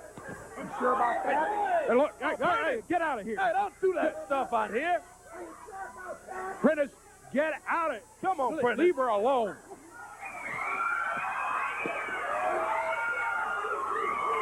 Boy, Miss Texas holding on in there. Miss Prentice, boy, he deserves every bit of what he's getting in there. Here comes out Eddie Marlin. Boy, he Eddie hold off and slapped Miss Eddie Texas. got them separated. Tell you what, Miss Texas did better than hold her on. I think Prentice. Man, he slapped the shit out of her. He slapped the shit out of her and he laid her out. But holy, she beat his ass when she got back up. Have y'all talked about that? She's well known to be stiff as. Oh, yeah. I mean, I have said on this show, I mean, while I wouldn't, like we talked about earlier, I would probably grab my bag and leave if I had to wrestle the Harris Brothers or the Moondogs. I'd probably grab my bag and leave if I had to wrestle Miss Texas. And as far as Bert even being able in a working state, say, I finally got the match I wanted, a back alley street brawl with Miss Texas, there ain't a Memphis payoff under the sun that you would have paid me to get me to have a back alley street fight let's with Miss talk Texas, about and the I'm back 3 alley times brawl. her size. Tell me about this match, Gene. And you didn't let Bert explain it, but Bert does explain it. This is the weirdest match ever in professional wrestling for me. And it's not just they made it up for this match. I've heard them use this for other back alley street brawls in the past. Where they take, I've been there live, and Jimmy Hart running back in his underwear. You got to rip you got to rip the clothes. You got to sexually assault. This ain't a match we're having in 2024, obviously. Man, I always thought that was a and especially when it was 2 guys wrestling, I'd be like, yeah, I was like, why are we, who wants to see this? Like, what are we doing? Like, Bert wants to see it, but not, but it's a very weird concept. So yeah, the way you win, as BT was just alluding to, it's a street fight, as implied. We're gonna just throw down in fisticuffs like we just saw. But the only way you win is to strip your opponent, kind of like the old tuxedo match. So it's like a Southern street fight mixed with a tuxedo match, but they're not wearing tuxedos. And my God, if you're there, if you're a fan or a male fan, even if you're a Miss Texas fan, you got to be rooting for her to lose because you don't want Bert stripped. You much rather have Miss Texas stripped than Bert, So. And you're talking about Miss Texas. We're talking about her being stiff. One of my friends in the business, has been out of the business for a long time. Brandon Baxter. He's a big deal here in Jonesboro as a DJ. Been here for a long time as with the radio station. He worked Miss Texas a lot, and he says it is horrible. Every freaking night she was tight. She was nice and everything, but gosh, she was stiff. So. Yeah, she beat the shit out of him. So. She felt like she had a point to prove. So you can go down the line, Brandon, Bert, Downtown Bruno, Jamie Dundee, Wolfie D, all those guys wrestled Miss Texas and got their head beat in. I'm sure Bruno has had to have told you some stories about his matches with Miss Texas. I love Downtown Bruno. I'm so excited to finally, I did a podcast with Bruno years and years ago on the old Cheap Heat radio days. But yeah, this Jonesboro thing, I'm really excited. There's a handful of people I'm excited to meet, and Downtown Bruno is at the top of that list. And since I told you and him are good friends, I'm sure you can make that happen. So I'm looking forward to that. I was at the con in Evansville. I had my own table, and he walks in and he goes, "Hey, you wanna help me with my table?" And I'm like, man, there'll be more people at his table than my people. And I went over to his table and got his photos and started setting everything up. And my wife was there with Steve Crawford. Steve Crawford was with us. He's probably somebody here that y'all all know on this network. And she looked at Steve and she said, "Look at him over there marking out for Downtown Bruno." So that's true. Downtown Bruno is just, he's one of the, I don't know, one of the best guys in the business, kind of like Bobby Eaton that I've met. He's one of those guys that my dad was a big fan of, and I remember my dad would always stop whatever, because he would be doing other things. He's cleaning his rifles for hunting or whatever, and we'd be watching wrestling, and he would stop whatever he's doing and watch the Downtown Bruno promo, and he would always pop when Bruno would hit it. Mama says it bees that way sometimes, and he would say that at random times all the time because of Downtown Bruno. Well, let me he tell was you, super psyched when I got to interview him for the podcast that time. He thought that was just awesome. If you want to hear questions asked to Downtown Bruno that have never been asked before, listen to the STSPod.club, the last episode that he was on. I've only had him on one episode, and I made it a point. I tried my best to ask him some really out of the world questions about when he was with Giant Gonzalez, why he ate somewhere, what he did. I mean, it was really strange, and it was a really good interview. He's so honest. He's so honest with everybody. And then, with your background that you got, he may not even talk to you. He may not. Who knows? But we'll well, if I say what I'm planning to say, he may swing at me. I don't know. It's gonna be fun. I'm gonna try to have Rosie having a video camera pointed at me when that introduction happens. Jimmy Street's like, make sure you record that. But yeah, we'll get anyway. So now it's time for our main event. Now, bear in mind, Brian, we've been through a whole episode of this show, and we are getting ready for our third wrestling match. Right. That's of the entire show. But it should be a good one, as we're getting ready to see the Southern Heavyweight Champion, Brian Christopher, with Bert Prentice, taking on Uncle Nightmare Danny Davis. So let's take a look at a clip of some of the action, and then we'll talk about it, and then we'll start getting down to the nitty-gritty like we do at the end of the show and see what you really think about all this. But first, let's take a look at this few highlights of this main event here. Nightmare Danny Davis. Davis backs him up against the ropes, whips him in. Christopher goes around up under Danny Davis. Oh, yeah, and he just made the greatest move ever. Yeah, he's outsmarted him. Well, back into the corner. Christopher with a knee lift to the midsection. Danny reverses him. Look at that. Well, Brian says, hey, look at me. Oh, yeah, little strut down the apron. I don't know if he's making Danny mad or not, but when he does that stuff, kind of irritates me a little bit. How about you, Corey? Again, whips Danny. Oh, reversal. Danny whips him in, and Christopher leaps over the ropes again. Well, same situation, different side of the ring, as Danny reversed him into the turnbuckles, and Christopher just rolled over the rope. Yeah, he was out strutting around and celebrating, and Danny clobbered him. Boy, he busted Christopher. Brian, on the floor. Brian, you're not going against a rookie here. Christopher go down after that, and Bert Prentice jumps up on the apron. Danny Davis comes over, sits Prentice down. Look out, Danny. Look out behind, knee to the back by Brian Christopher. Danny Davis knocked through the rope. Prentice grabs him down here, and the referee is calling for the bell. Interference by Bert Prentice is going to be the ruling, I'm sure, and that's going to be a victory for Danny Davis, but now it's 2 against 1 down on the floor as Prentice holds him up. Brian Christopher works him over. Paul Neighbors trying to help out, but he's shoved back by Bert Prentice. This match is over, but the action continues. Prentice better watch it. He may get a fight in there himself. Takes Paul and shoves him down over there now. Paul goes flying. Here comes Jeff for Danny Davis. Jeff Jarrett nails Christopher. Just in time to prevent Danny Davis from getting a pile driver on the floor. He nailed Christopher, and now Brian is crawling. Damn good match, man. Just Danny and Brian. And if you're listening to this and you're in the business, whether you've been here for a long time or you're just getting started and you want to learn some stuff, watch this match. Watch what Brian Christopher does. Remember, self-taught. He just listened to what people said. But all that stuff, that heel stuff he does before, he wasn't really giving Danny shine. I mean, he was, but he wasn't, because every time Danny would try to do the move, then he would do something, and him doing what he did outside all the dancing and just so good. And Danny, and I was going to ask you, I saved this question because you're better on dates and stuff than me. Continental, when was the Nightmares with the star, the makeup and everything? When was this, before or after the big run?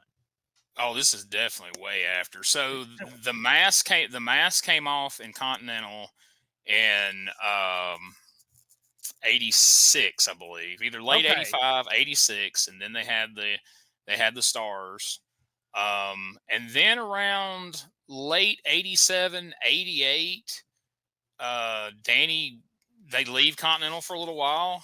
And when they come back, Danny is just jacked. Like, he doesn't look like the same dude. Ken looks exactly the same, but from that point on, he looks like a different guy. And they did I was a huge fan. Yeah, me too. They did the Tommy Rich angle, the Tommy Rich Eddie Gilbert angle, didn't they? Where they turned. Yes. When Danny was the heel, right? Eddie Gilbert was booking Continental at the time, and they ran that angle back where so they had a babyface Continental tag title defense against the Southern Boys, and they did the spot where Steve or Tracy went to do a leapfrog and didn't clear Davis, and took one to the nuts, and Danny's waiting to see if he's okay, and Ken's like, pin him. So they get in a little tussle over that. A couple of weeks of that, finally Ken turns on him, and then they do the bit just like with Tommy and Eddie, where Ken comes out and he apologizes profusely, and he's bleeding because Danny had busted him open, run him in the ring post, and they played the angle the exact same way, and it got over great. It fired their feud up, and then of course, Eddie ends up leaving in the middle of it, and it all fizzled out. That's a whole other story. But yeah, Danny. I mean, we talked about that on this show. If Danny Davis would have been taller, there's no telling what he could have done in wrestling in WCW or the WWF. Because I mean, he was good with the promo. He was fiery. He was everything you wanted a babyface to be. But I mean, the Nightmares were super heels too in Memphis and Continental. With the mask. They were so over. And the thing that they don't. Danny also was. The Nightmares were like doing stuff that the Young Bucks. Everyone talks about the Young Bucks were doing in merch. Danny and Fabs, they always talk about the Fabs making so much money in merch, but Danny was the businessman for the Nightmares, and he would take all the money, split it up, give it to Ken, but he made T-shirts, photos when they were babyfaces. They were making so much money on the gimmicks table that they didn't even they weren't worried about that payoff every time. But yeah, I talked to Ken one time, and he had a bunch of stuff in storage, and Danny would just hand Ken the money at the end of the night and say, "Here's your share." And Ken would never count it or anything; he would just put it in one of his barrels or one of his things. He was going through a bunch of them and found a bunch of money of $1 bills that Danny had give to him. But they were so over, just unbelievable.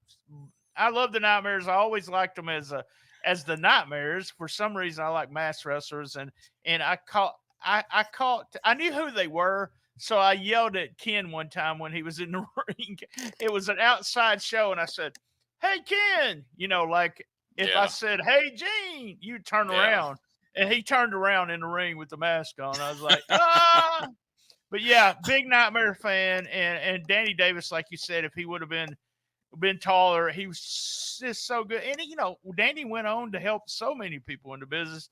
He understood it too. There's something about Danny's psychology and all that underutilized in this territory. But when he took over his own stuff and started doing that, he was able to help people. So he would be a great guy to have on. So I would love. That's what I told Josh. Like, come on, man, you got to pull some strings. He's like, I don't know, but I'll Uncle try. Nightmare, Uncle Danny, come on, brother. I was watching a match for our 1985 podcast that me and Ray do this morning. And it was a match between the Nightmares and the Rock and Roll Express. It was post mask, but they were heels. And man, what a great match! I mean, they were doing stuff in 1985 that was so far ahead of its time, even as heels. So I got a real quick Nightmare story. Sidebar. Well, I started reading kayfabe sheets in 1986. And during Christmas break, it was Christmas break 85. I got a kayfabe sheet and I learned everything about the business. I just want you to know that within the Christmas You've break, been an expert ever since. I've been an expert ever since. No, but then I got this. I got this tape thing. It was I remember the dude's name. His name was Steve Minari. He was from St. Louis, and he had all these illegal size tape. He had tapes, but every month he did a newsletter, tape, you sell tapes, whatever thing, and he did a ranking of the top tag teams in the United States. And the number one team at the time was the Nightmares. And I was like, what? But the readers of that, the kind of the kayfabe sheet, the Observer, Torch readers, loved the Nightmares and put them over big time. But yeah, they had some of the, they grew up together. Ricky Morton and Ken did. They had some of the best matches they can have good matches with anyone. So just about. I mean, because we had been watching them have this feud with Constance and Ashley. Oh my God! They were the Daydreamers, and after a few weeks of that, it's like, oh man! And then you see them wrestle in the Rock and Roll Express. Like, there's my Nightmares. That's what I've been missing right there. I talked to Jerry Jarrett about them and I've talked to Ken about those two guys. They were horrible. So. Yeah, they were kind of a lost cause. But anyway, we'll steer it back to 93 here. So let's take our last podcast commercial break here, and then we're going to come back, and Dave Brown's going to run down the card, and then we're going to talk about what we think. All right, here we go.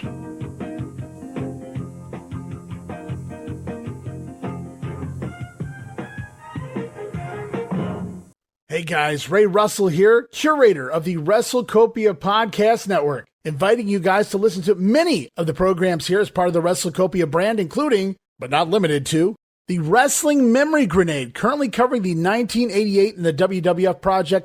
You can also listen to the Regional Wrestling Podcast, where we talk the territories, whether it's Jamie Ward with Georgia 81, Roman Gomez with the UWF in 1986, or Gene Jackson covering Memphis in 85. 3 projects going on right now over there at Regional Wrestling. You can also listen to the Wrestling Stoop with the legend himself, Bob Roop. Bob goes back in time each and every week, covering not just his career, but countless stories and interactions with hundreds of wrestling names spanning his 2 decades in the business. But that's not all. You can also check out the Puro Wrestling Academy with the professor of Puro Resu, Mr. Dan Ginnity. Dan and I go back in time and cover the history of Japanese professional wrestling in the English language. And you can listen to all of those shows and more, all part of the WrestleCopia Podcast Network, located over at WrestleCopia.com. That's WrestleCopia.com, and anywhere your podcast streaming needs are met, from Apple to Spotify, Pocket Cast, and beyond. And while you're at it, why not subscribe to our social media guys for all the latest goings on here at the WrestleCopia Podcast Network. Plus, I'm constantly adding old school video clips and pictures from throughout wrestling history. You can follow us over on X, formerly Twitter, at Wrestling Grenade. That's at RASSLIN Grenade. Also, follow and like me, Facebook.com/Wrestling Grenade. And why not subscribe to YouTube.com/Wrestling Grenade. So if you're looking to support that next up and coming podcast brand, please consider making it WrestleCopia. Right, PG-13's over with me. I can tell, man. I can tell. You can't shake it. You can't shake them. But I just wanted to say we're proud to be a part of the WrestleCopia brand and part of the WrestleCopia family over at WrestleCopia.com. And, man, as we went to break, how cold was it for them to use the outro to the break, showing Miss Texas get slapped down on the ground one more time. But I guess that's going to motivate you to go see the card. So let's, real quick here, let's let Dave Brown and Corey run down the card for Monday night, and then I'm going to ask you some all-important questions after that. Opening match, Danny Davis. What a match he just had today, and what a great thing for Davis to be able to go in with a victory under his belt as he heads into action against the larger, mean Mike Miller in the opening match Monday night on the Super Night at the Coliseum. Goes against Bert Prentice. Prentice came out here and said, I am so happy. I have finally got the match signed I want. He made the mistake of slapping Miss Texas, and she lit into him. And Prentice, you better be worried about the back alley street brawl coming up Monday night. If he's not, I'm worried for him because Miss Texas is looking for him. You are right about that. World Tag Team Titles are going to be on the line after that. You got the Moondogs against the Harris Brothers. Man, that's going to be a battle. You know, these 2 teams have gone against each other in wild, rugged action time after time. But there's a change now. You know, Moondog Spike was injured, unable to defend the titles. There was the tournament. The Harris brothers end up with the World Tag Titles. But there's a new Moondog. Richard Lee has signed a new one. He's even bigger than the other guys. So you put that in there, and I think you got a little hint today that Mike Samples and the Harris brothers are very, very worried about their chances to successfully defend those world titles come Monday night in this match. Following that, Jeff Jarrett will be going against the Rock and Roll Phantom. Jeff says he thinks he knows who it is, and he certainly knows who's behind it. He says Brian Christopher's behind it. The interesting thing about this match is whoever wins it gets a shot at the title. Speaking of the title will be on the line, Southern Heavyweight belt, as Brian Christopher, the champion, will be bringing the belt to the ring to defend against Oil Trough, Texas' Dirty Dutchman, Dutch Mantel. What a match that ought to be. Yeah, Dutch will be looking for Brian Christopher, and he'll be looking for that Southern Heavyweight title, too. I expect he'll be bringing Shoe Baby with him when he... Main event of the night, the Unified World Title is going to be on the line. Mr. Perfect, Curt Hennig, in to try to take the belt away from the champion, Jerry Lawler. This is one of the biggest matches ever signed at the Mid-South Coliseum. All right. All right, so there we go. So Brian, it's that all-important time of the show. Every week I ask my co-hosts, which are usually Josh and Richard, but they're not here. So today I'm going to ask you these questions. So starting out, what was your least favorite part of today's show that we've watched? Oh, it has to be the referee stuff, the referee in the ring, and then the whole convoluted $1,000, $2,000. What? I was just, huh? I had to rewind it to figure out what the hell he was talking about. And there was a line, like I said, I liked from that was Samples talking about Eddie stole all the money, which I thought was hilarious. That sounded like a Jimmy Hart line. But yeah, that was the worst part. I never did like it when to me, the referees should always be special. And when they do stuff like this, they kind of take that special from them, you know. And they did a lot of stuff with Paul Neighbors. Eventually, he ends up being a heel referee. I mean, at one point, there's a match between Lawler and Paul Neighbors with Vince McMahon sitting ringside. And I'm just like, I can't believe Vince McMahon flew to Memphis to watch Jerry Lawler wrestle a referee. Like, right. What are we doing? But I actually clipped that segment there of Dave running down the card. I actually clipped like three or more minutes out of them talking about that whole Mike Samples, Paul Neighbors debacle. And also clipped a promo from Dutch Mantel, which was a good promo, but we're running long. And, we all know Dutch is a great promo. He's one of my favorite interviews I've ever done in my life was getting to interview Dutch Mantel. I love that guy. He's just one of the best storytellers. He was really one of my mentors. So he took me to Jonesboro. I rode with him, took him to the shows, and he would tell me all kinds of stuff, watch this match, watch what they do, make sure, blah, blah, blah. So he taught me a lot about the business, psychology, and stuff like that. Well, nobody knows more about it or understands it better than Dutch. And one of the fun things about that promo, he talked about coming to town to challenge Brian Christopher for the Southern Heavyweight title. But he did mention, I thought it was fun that he made it a point to mention how annoying Brian's laugh was. Right. Which was certainly true because I was a huge Brian Christopher fan even then. But holy shit, what great heat, because that laugh was so freaking obnoxious. I don't care how. So good. He was just so good. It's perfect. Just like in that match with Danny Davis earlier, he'd jump over that rope and then strut down the side of the ring doing that laugh. I mean, you could not be in that crowd and not want to just come out of your chair and throw it at him. Yeah. It's one of the top 5 most annoying things in Memphis wrestling history, I would assume. Okay, so of course, the inverse of that. What is your most favorite part of today's show? One part I really liked the introduction of Splat. I love the Moondogs, the whole deal with them going against the Bruise Brothers or the Harris Brothers, whatever the hell you want. But my favorite part was Uncle Nightmare Danny Davis against Brian Christopher. I thought it was a hell of a match. And like I said, if you watch, and you just said something, we said it both times, we get the payoff of that because Danny eventually gets to punch him with him standing on the side of the ring, carrying on doing that. The match was just put together so smart, and it was a quick TV match. Like I said, if you're in the business, go out of your way to watch the way these guys worked. It was art. It's what it was.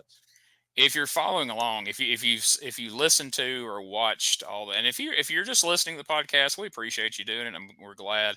But you can go on YouTube and watch the video cast of this and see these clips that we're listening to. And you watch the whole show too. If you decide, and you can go on and watch and know what we're talking about from beginning to end. But of the episodes we've watched the whole month of January, because today closes out January, Brian Christopher's matches on TVs have had the most psychology and have been the best actual matches. Even his match like with Tony DiNucci was a good one. He had the tag match with Mike Miller. And then this match today with Danny Davis is definitely my favorite. So I'm glad BT agrees. I knew he would. So, all right. So the final question we always ask, if this was 1993, would today's TV have inspired you to go buy a ticket to Monday Night? Sure. Hell yeah. I'm going to see Hennig against Lawler again. I'm going to get to see the Moondogs against and a new Moondog, huge guy against the Harris Brothers. We're going to get to see the Rock and Roll Phantom against who they said it was Jeff Jarrett, and hell, I'm got to go down there and see my old buddy Dutch Mantel, and he's probably going to get me in. So hell yeah, I'm going to the show. He's gonna let me come through the back, and it's gonna be him and Brian Christopher. Hell of a lineup, I think. You may see Bert Prentice strip naked, but you can go to the concession stand. Hey, it would be the first time I seen Bert strip naked. Wait, what? Whoa. I didn't see that. I guess I didn't read everything he mentioned about you in his book. Moving on. February 1st, 1993, Mid-South Coliseum in Memphis. And yes, folks, this week we actually do have the attendance. Ooh, I want to know. So, all the hype from today's show has brought the gate back up to 2,082 paid, a total of $11,800. Which in 1993 is pretty darn good, as Larry David would say. Opening match saw Jeff Gaylord beat Nightmare Danny Davis via disqualification. Really? The DQ? And y'all, Dave Brown was being nice about Jeff Gaylord. Now, let me point out one fact about this match. This was scheduled to be Nightmare Danny Davis versus Mean Mike Miller. Now, Mean Mike Miller is somebody that me and Josh and Richard have had a lot of fun watching. We have unexpectedly become Mean Mike Miller fans with all his shenanigans. I'm sad to report that for whatever reason, Mike Miller was not here this Monday night, and he won't be back. The last time you saw Mike Miller on USWA TV was the last time you'd see Mike Miller. He went back to Portland, I think. He has a really good run in Portland, Mike Miller does. He does, but I didn't know. I just assumed he was from Portland, but he's from the Memphis area. I didn't know originally. that. And he just had his best times in wrestling in Portland, but he's actually from Tennessee, and he's actually back there now. And a couple people have given me means to get a hold of Mike, and I may I would love, see if we could get him on the show. That would be fun. Yeah. So the third match. So just to reiterate, I think I only mentioned the first match. So yes, Jeff Gaylord beats Nightmare Danny Davis via DQ. Match number 2, Mike Samples beats Paul Neighbors in a boxing match via disqualification. Match number 3. Miss Texas beats. Okay, all right, let's back up. So wait. So he won. So Paul has to pay? No. The deal was if Mike loses, you had to watch it 2 or 3 times. So I'll have to rewind it. If Mike lost, if Paul Neighbors won, Mike had to pay both fines, $2,000 total. But if Mike won in any way, shape, or form, both fines got wiped away because he didn't want Paul Neighbors to quit. Even though he didn't like him and they were fighting, he didn't want Paul Neighbors to quit. Okay, all right. I guess Mike deep down is just a really good guy at heart. So then in the third match, Miss Texas beat Bert Prentice in the back alley street fight match, which means Bert was stripped and probably beaten profusely. Oh, God. In the fourth match, Jeff Jarrett beat the Rock and Roll Phantom via disqualification. Now, obviously, Jeff was heavily implying that the Rock and Roll Phantom was the Honky Tonk Man because he said, We only know 3 guys related to rock and roll, and 2 of them are the Rock and Roll Express, and they ain't going to be here. And the third one is wanting a shot at me to get a shot at the Southern Heavyweight title, and that's what the Honky Tonk Man had done the previous week. Now, spoiler alert, because he didn't get unmasked here, he's going to continue to be masked. But if you watch next week's show, or if you go on Google right now and you Google USWA, the Rock and Roll Phantom, you're instantly going to know who this person is. The Rock and Roll Phantom was Don Bass. Oh, my God. Essentially reprising his old singing cowboy gimmick from '87, because this gimmick mostly involved him bringing a guitar to the ring, dressed exactly like Don Bass would be dressed, except he had a mask on.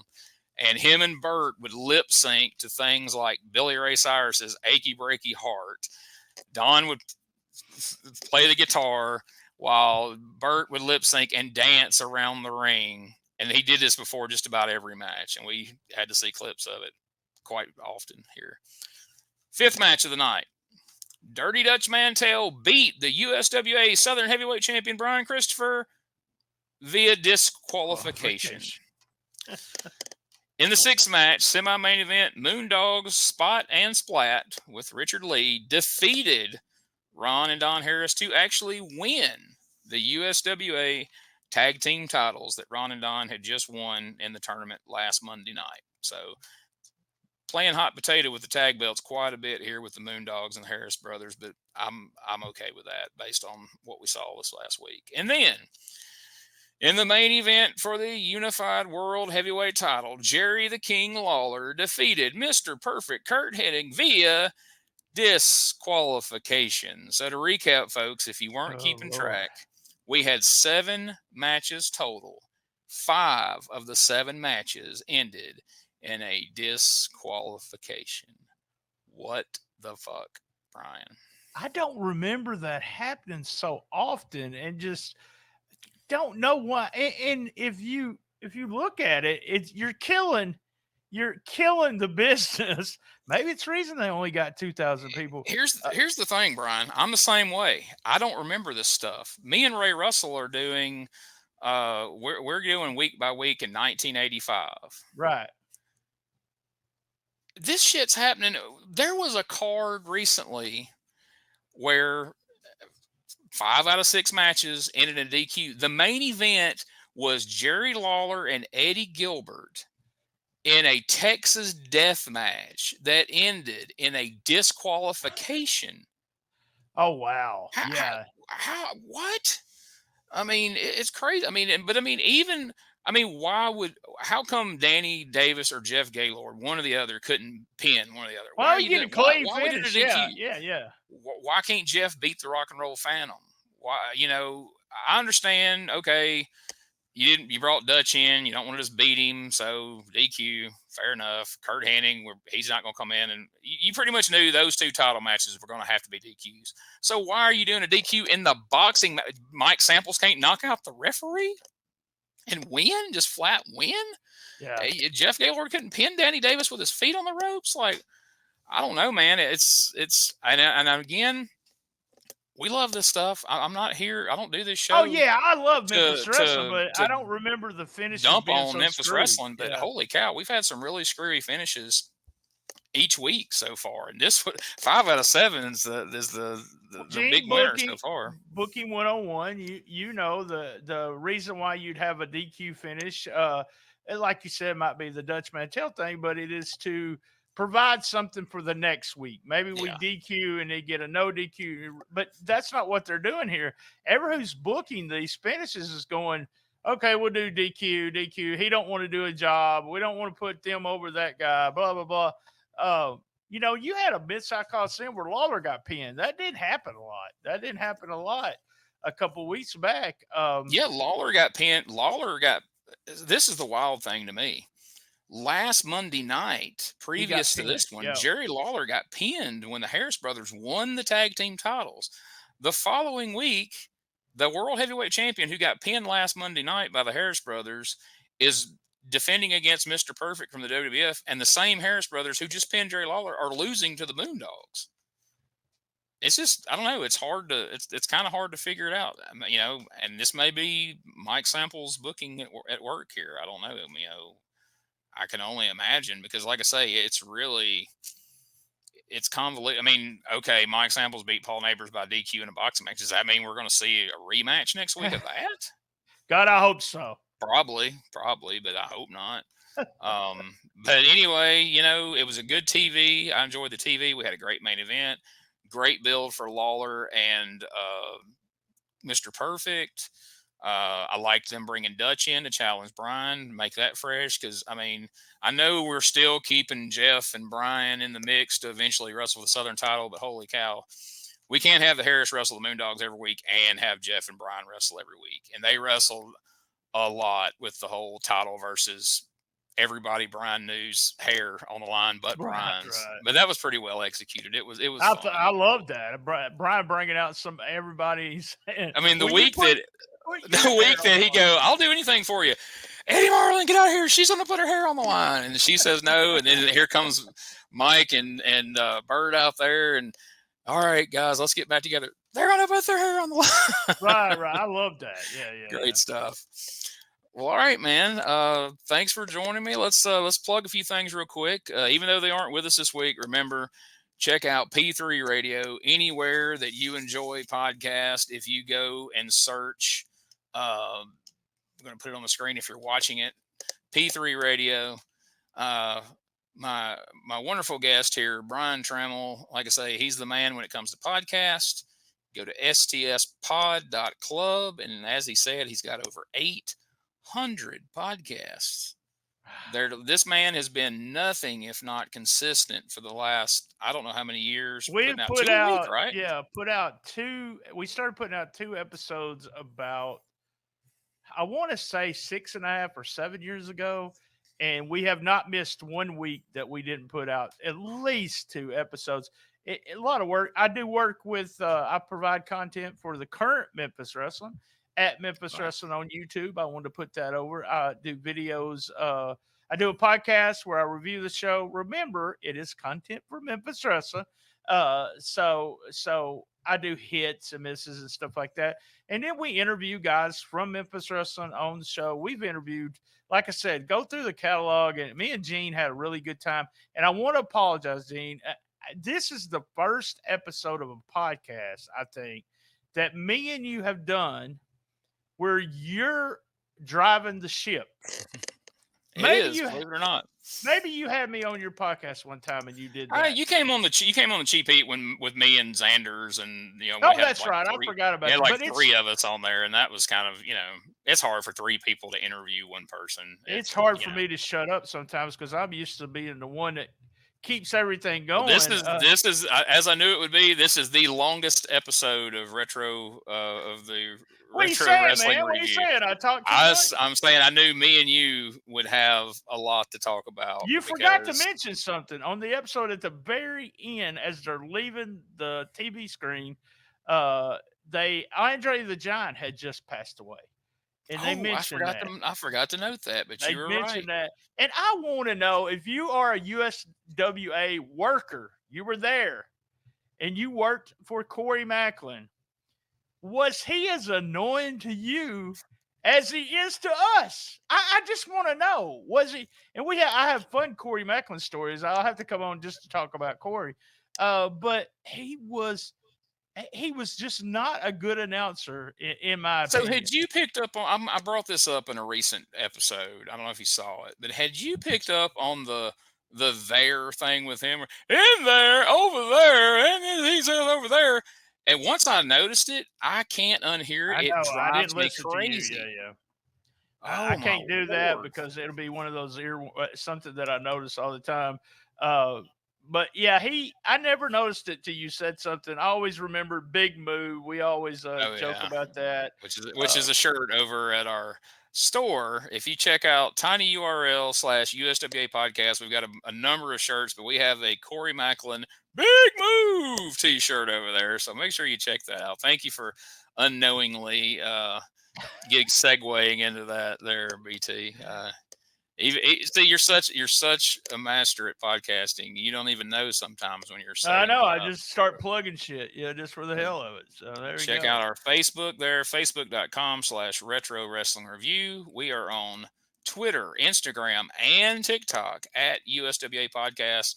And I want to thank everybody for, man, we're getting a ton of great engagement on Facebook. Man, there's a lot of people watching and sharing our videos. Jerry Lawler's Facebook, he's sharing a lot of our videos and stuff. And so it's getting us a lot of followers. So just want to tell everybody I appreciate that.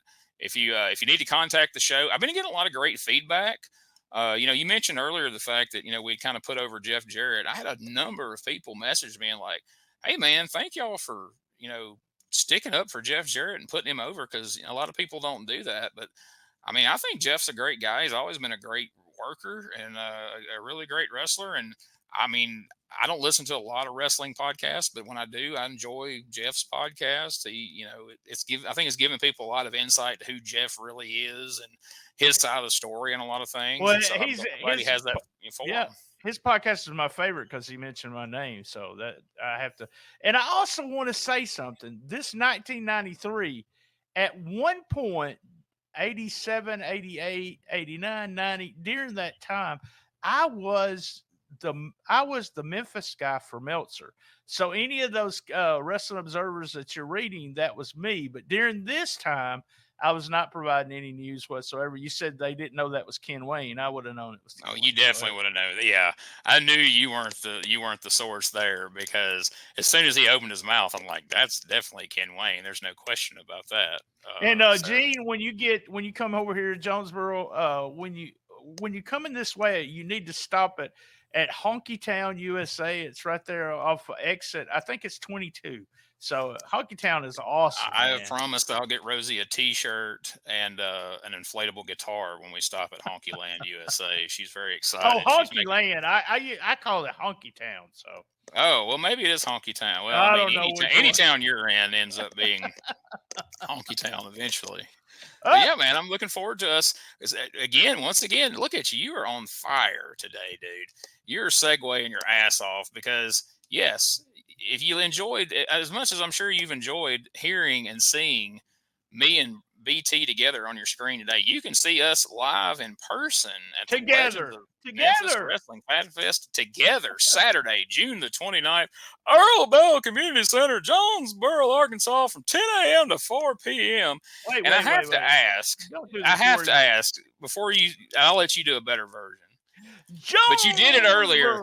I was about to say, whenever you start your podcast, no matter what episode it is, you say that you are live from SDS Studios in Jones. Is that a homage to Corey Macklin? No, it's just I like to think it is. No, I'll say it. Yeah. I was going to say, I don't care what you just said. Every podcast yours, I'm going to continue in my mind to go, that's BT's homage to the late great. I don't think we've addressed that on the show. He's no longer with us, bless his heart. I do 304 Studios, and 304 is my street number, so that's where we get 304 Studios. Okay. I do Jonesboro, Arkansas, just because I do that, but I do, and then I say STSPod.club. In there. Production is what Production's in there. I want you to add that just for me from now on. So I'll catch it when I'm listening. If you say Production, Jonesboro, Arkansas, in there, it's a. And Gene, I gotta tell everybody so that they'll know, I love my mama. That's the rumor. I've heard that throughout the years, and I'm actually starting to believe it at this point. And before we go, I know that's your sign off, but you did get ahead of me. We got to point out WrestleCopia.com. That's where it all happens. You can find this podcast. You can find a plethora of wonderful podcasts, including the one I mentioned earlier, me and Ray Russell talking about Memphis in 1985. They talk about UWF in 1986, Georgia Championship Wrestling in 1981. You got the Wrestling Stoop with Bob Roop. You got Dave Dynasty's podcast, The Other Ship. I mean, just so many great podcasts over there. My two other friends, Jamie Ward and Steve Cropper, are involved in that. That's network right. Of episodes. Steve is involved in our 85, and Jamie is the one who hosts. I mentioned 1981 Georgia. That is our friend Jamie Ward, who's, spoiler, he's going to be my special guest co-host next week. Awesome. I can't wait. Retro Wrestling Review. And we may even have a run-in from our good friend from WrestleCopia, Ray Russell. So thank you all for joining us. BT, thank you so much for taking the time, man. I knew we were going to have a good time, but hell, we had an even better time than I expected. And who could have imagined that? All right. Thank you, guys. Thanks, everybody. All right. We're going to have you do it again. And one more time, because I stepped on it having to come back and promote WrestleCopia. Maybe I'll edit it, but tell us one more time, because, you know, we just had Mother's Day recently. So remind us one more Here we time. go. We're going to be here. Same bad time, same bad channel. On the best little retro podcast in the business. Be there. And as everyone knows, and Gene, you know this, I love my mama. In there? Oh, that doesn't work. Let's scratch that.